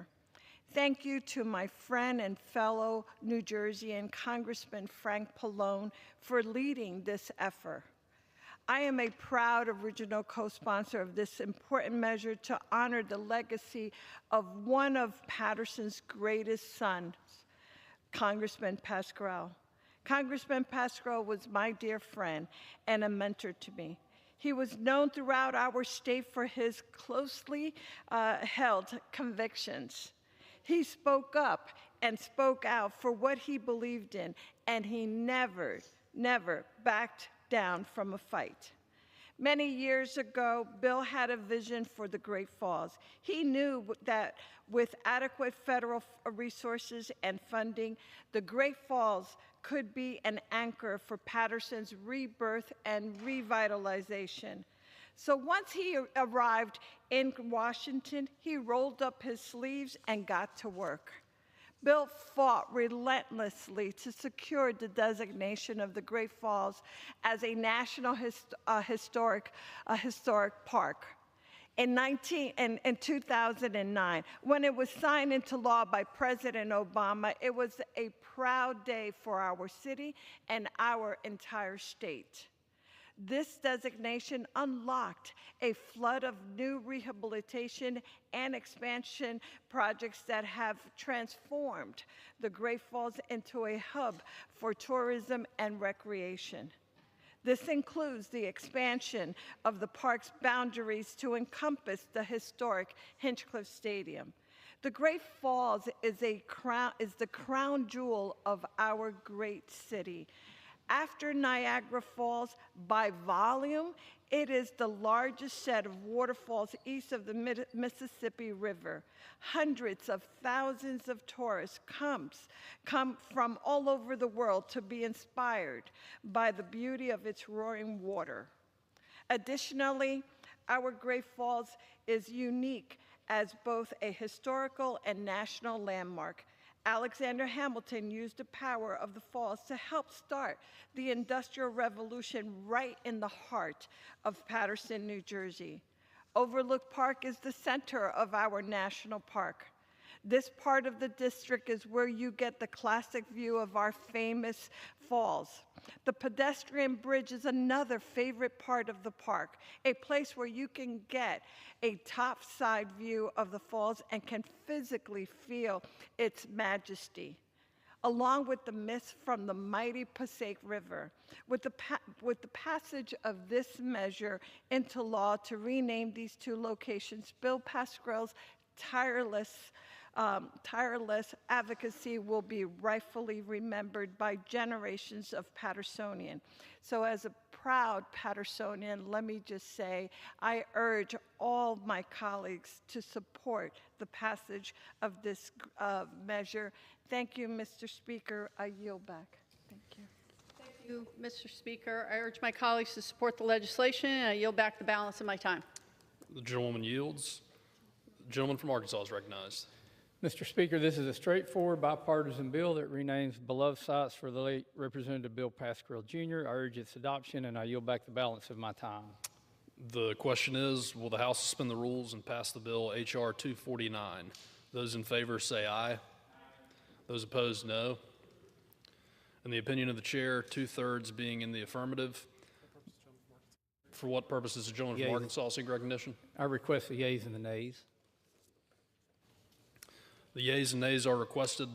All those in favor of taking this vote by the yeas and nays will rise and remain standing until counted. A sufficient number having risen, the yeas and nays are ordered. Pursuant to Clause 8 of Rule 20, further proceedings on this question will be postponed. Finish this. For what purpose does the gentleman from Arkansas seek recognition? Mr. Speaker, I move to suspend the rules and pass the bill H.R. 618 as amended. The clerk will report the title of the bill. Union Calendar Number 61, H.R. 618, a bill to amend the Apex Project, Nevada Land Transfer and Authorization Act of 1989 to include the City of North Las Vegas and the Apex Industrial Park Owners Association and for the purposes. Pursuant to the rule, the gentleman from Arkansas, Mr. Westerman, and the gentlewoman from Oregon, Ms. Hoyle, each will control 20 minutes. The chair recognizes the gentleman from Arkansas. Mr. Speaker, I ask unanimous consent that all members have 5 legislative days to revise and extend their remarks and to include extraneous material on H.R. 618, the bill now under consideration. Without objection. Mr. Speaker, I yield myself such time as I may consume. Gentleman is recognized. I rise in support of Representative Horsford's bill, H.R. 618, the Apex Area Technical Corrections Act. H.R. 618 is a bipartisan bill supported by the entire Nevada delegation that would streamline permitting in the Apex Industrial Park in North Las Vegas to encourage new businesses development and economic growth.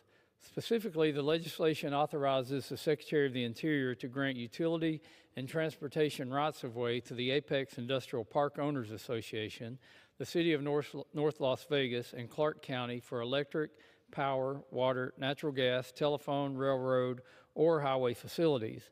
Congress created the Apex Industrial Park in 1989 by authorizing the sale of roughly 21,000 acres of Bureau of Land Management land to Clark County, Nevada, to establish a new area to attract businesses and create jobs. While the original law directed BLM to issue utility and transportation rights-of-way for the Apex, businesses seeking to start construction or expand operations currently face a complicated permitting process. The delayed installation of utilities has stalled the growth of existing businesses in the Apex area. Additionally, the prolonged permitting process deters new investment and hinders economic development in North Las Vegas. Removing bureaucratic delays by the federal government is necessary for the growth and prosperity of North Las Vegas. I'd like to thank Representative Horsford and the entire Nevada delegation for their work on this issue. I support the bill and I reserve the balance of my time. The gentleman reserves. Gentlewoman from Oregon is recognized. Thank you, Mr. Speaker. I rise today in strong support of H.R. 618, the Apex Area Technical Corrections Act, a forward-looking bill by my colleague, Representative Horsford, that will strengthen economic opportunity and improve land management in southern Nevada. This bill would update the Apex Project Land Transfer Act of 1989 to provide the City of North Las Vegas and the Apex Industrial Park Owners Association with improved access and management authority in the Apex Industrial Park. The Apex Industrial Park is a critical driver of job creation, logistics, and advanced manufacturing in southern Nevada, and the critical update provided by this bill would open the door to more efficient growth, infrastructure investment, and regional coordination. This bill reflects how modern public-private partnerships should work by empowering local governments and stakeholders to align federal resources with local needs. The bill would maintain full compliance with federal environmental standards, including NEPA and FLPMA, ensuring that responsible growth and environmental stewardship go hand in hand. And finally, the bill would simplify mineral sales during land grading, cutting delays when competition is not feasible, while protecting federal interests and upholding transparency. This is exactly how Congress should tap into the potential of utilizing federal lands and resources to support local communities. There has been a transparent process with multiple hearings and significant stakeholder engagement. This is the way the legislative process should work, and I want to thank Representative Horsford and Representative Lee for leading the effort, along with the support of Representative Titus. I know their constituents back home in Nevada appreciate all the hard work and the effort gone into this bill.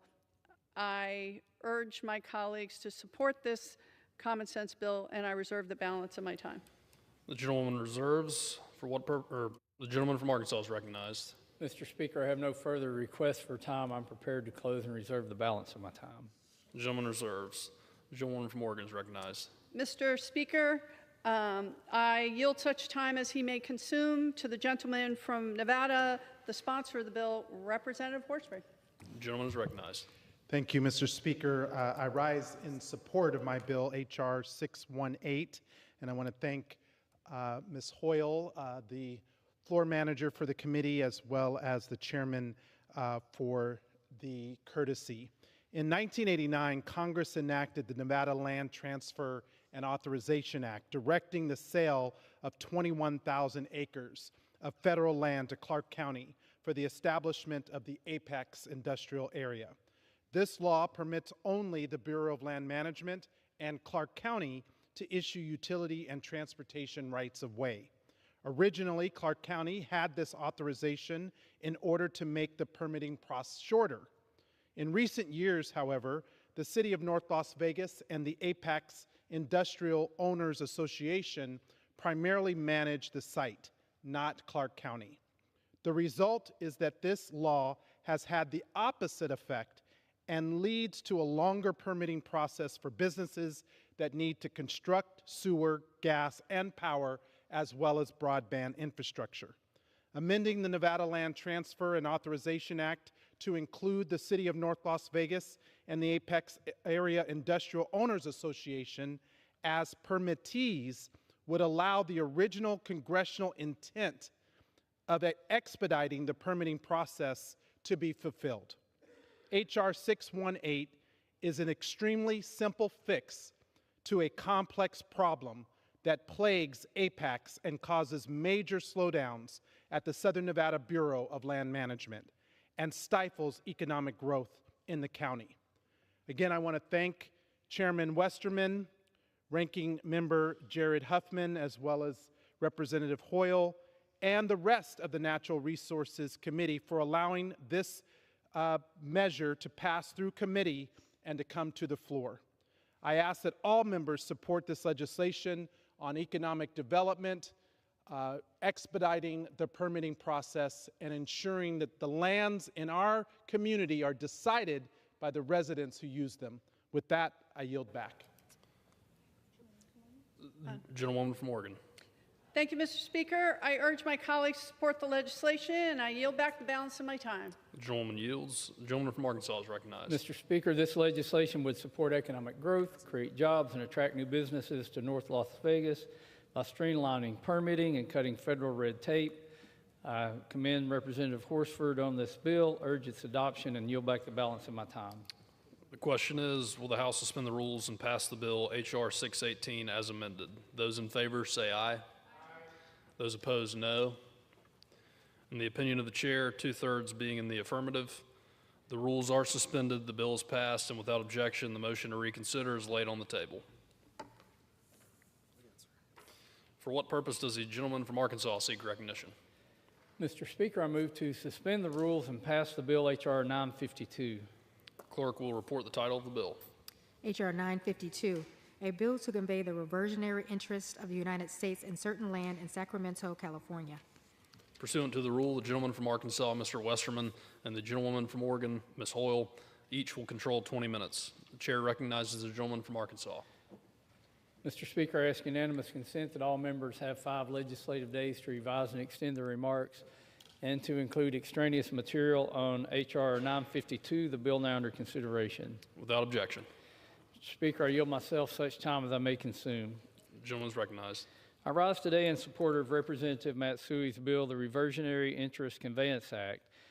This legislation previously passed the House by voice vote last December. This bill resolves the stubborn property law issue affecting a small parcel of land in California.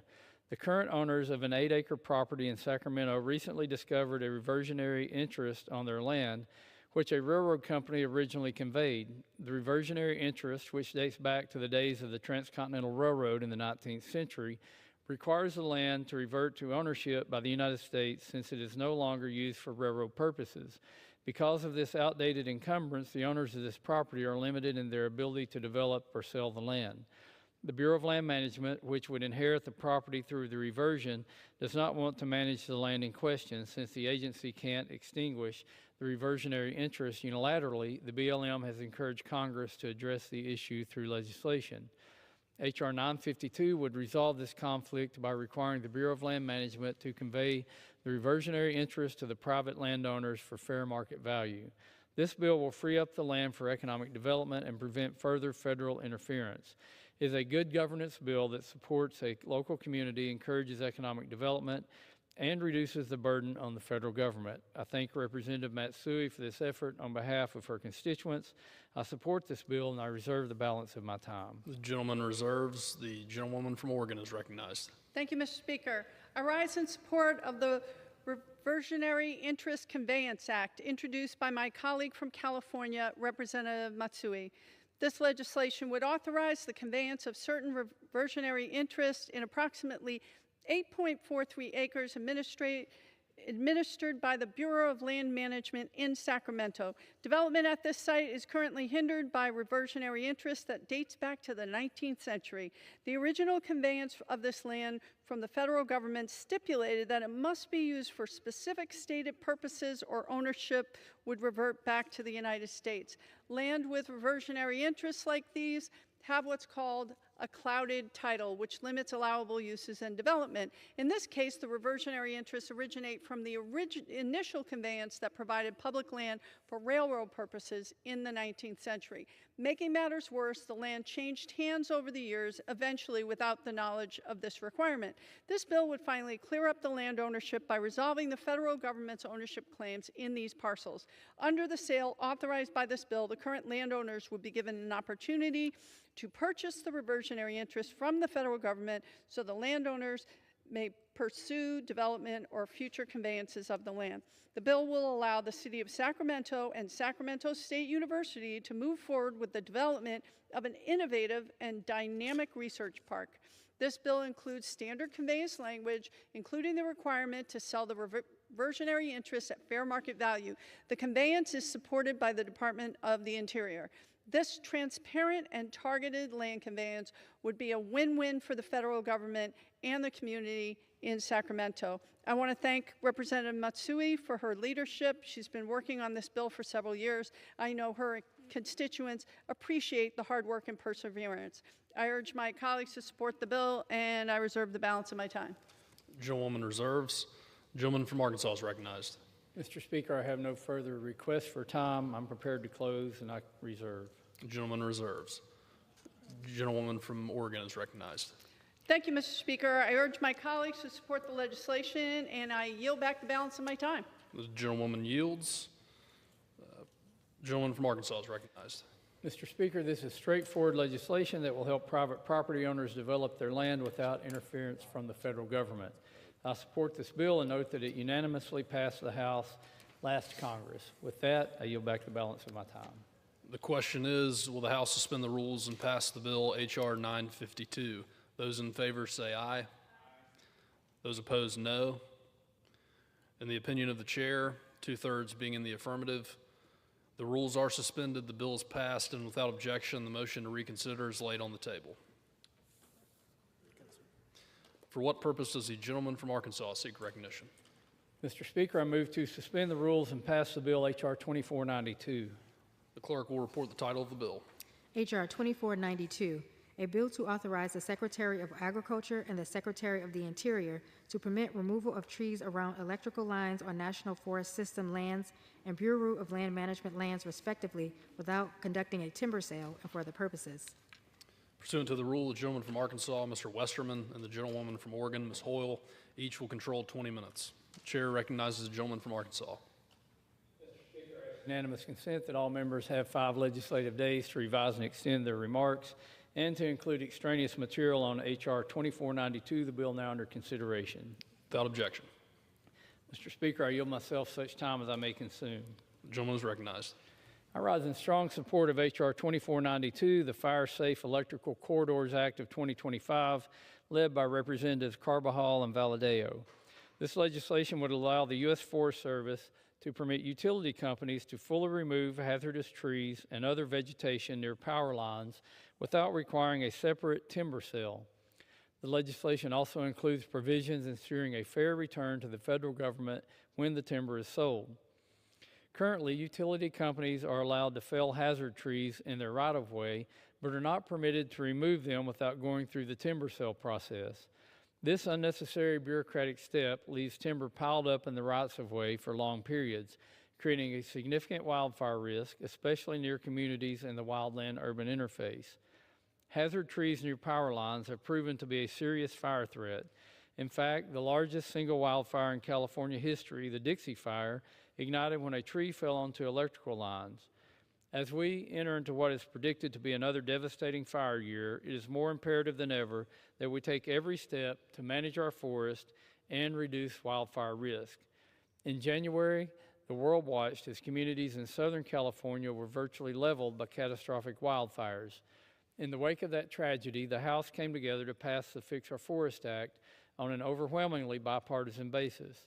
The legislation we are considering today was included as part of the Fix Our Forest Act. Today is another opportunity for Congress to meet the moment and pass common sense forest management policy. I would like to commend Representatives Carbajal and Valadeo for their bipartisan collaboration on this legislation and on the Fix Our Forest Act. I urge adoption of the measure, and I reserve the balance of my time. The gentleman reserves. The gentlewoman from Oregon is recognized. Thank you, Mr. Speaker. I rise in support of H.R. 2492, the Fire Safe Electrical Corridors Act of 2025, introduced by my colleague, Representative Carbajal from California. This bill would authorize the Secretaries of Agriculture and Interior to permit electrical utilities to remove tree and vegetation near power lines on national forest systems and Bureau of Land Management lands without the need for a timber sale. This bill addresses a critical public safety issue, preventing wildfires caused by overgrown vegetation near electrical infrastructure, particularly in high-risk areas of the West. Current requirements for timber sales can delay essential maintenance and fire prevention efforts. This legislation would streamline that process while maintaining environmental safeguards under existing land management plans and federal law. Importantly, the bill would ensure taxpayer fairness. If utilities sell any of the removed material, they must return the net proceeds to the federal government. Altogether, this bill provides a common sense, bipartisan solution to reduce wildfire risk, improve grid safety, and enhance coordination between federal land managers and utility providers. The bill respects environmental protections, avoids unnecessary bureaucracy, and promotes responsible land stewardship. I want to thank Representative Carbajal for his hard work on this bill. I will support community safety in his district and throughout the country. I urge my colleagues to support this bill, and I reserve the balance of my time. The gentlewoman reserves. The gentleman from Arkansas is recognized. Mr. Speaker, I have no further requests for time. I'm prepared to close and reserve the balance of my time. The gentleman reserves. The gentlewoman from Oregon is recognized. Thank you, Mr. Speaker. I yield such time as he may consume to the gentleman from California, the sponsor of this bill, Representative Carbajal. The gentleman is recognized. Thank you, Representative Hoyle. I would like to extend my thanks to Chairman Westerman and Ranking Member Huffman for their support in advancing my bipartisan legislation, Fire Safe Electrical Corridors Act, which I introduced with Representatives Valadao, Costa, and Fitzpatrick. My Fire Safe Electrical Corridors Act is a common sense solution to help us reduce the risk of catastrophic wildfires. It simply allows the United States Forest Service or the Bureau of Land Management to approve the removal of hazardous trees or vegetation near power lines on federal land without the need for a timber sale. Unfortunately, catastrophic wildfires continue to ravage the western United States, and we need common sense solutions that balance sustainable fuels, forest management practices with reducing wildfire risks. My legislation strives to find that solution and that balance. Currently, the United States Forest Service allows utility companies to cut down trees and branches in existing utility corridors. However, the dead vegetation cannot be removed from federal land without a timber sale. This has created unnecessary red tape and led to the buildup of dry fields around utility lines. We cannot continue with the status quo. Inaction can be deadly, I know, because we have seen it. The 2017 Thomas Fire, which created the conditions for the deadly Montecito debris flow that killed 23 people in my district, the 2018 Camp Fire and the 2021 Dixie Fire were all started by electrical equipment. These fires were some of the largest and most destructive fires in California's history. If we can take action to help save lives and protect property, we should. While there is more work ahead of us to continue to reduce the risk of wildfires, this is an important step. I am glad to be able to work with my colleagues across the aisle to get this done. I urge all my colleagues to support this important piece of legislation. I yield back. The gentlewoman from Oregon. Thank you, Mr. Speaker. I urge my colleagues to support this legislation, and I yield back the balance of my time. The gentlewoman yields. The gentleman from Arkansas is recognized. Mr. Speaker, passing H.R. 2492 would be an essential step towards reducing the urgent threat that wildfire poses to communities nationwide. Once again, I would like to thank Representatives Carbajal and Valadeo for their leadership on this vital issue. And before I close, I'd like to ask unanimous consent to include in the record an exchange of letters between the Committee on Natural Resources and the Committee on Agriculture. Objection. I urge the adoption of this bill, and I yield back the balance of my time. The question is, will the House suspend the rules and pass the bill H.R. 2492? Those in favor say aye. Those opposed, no.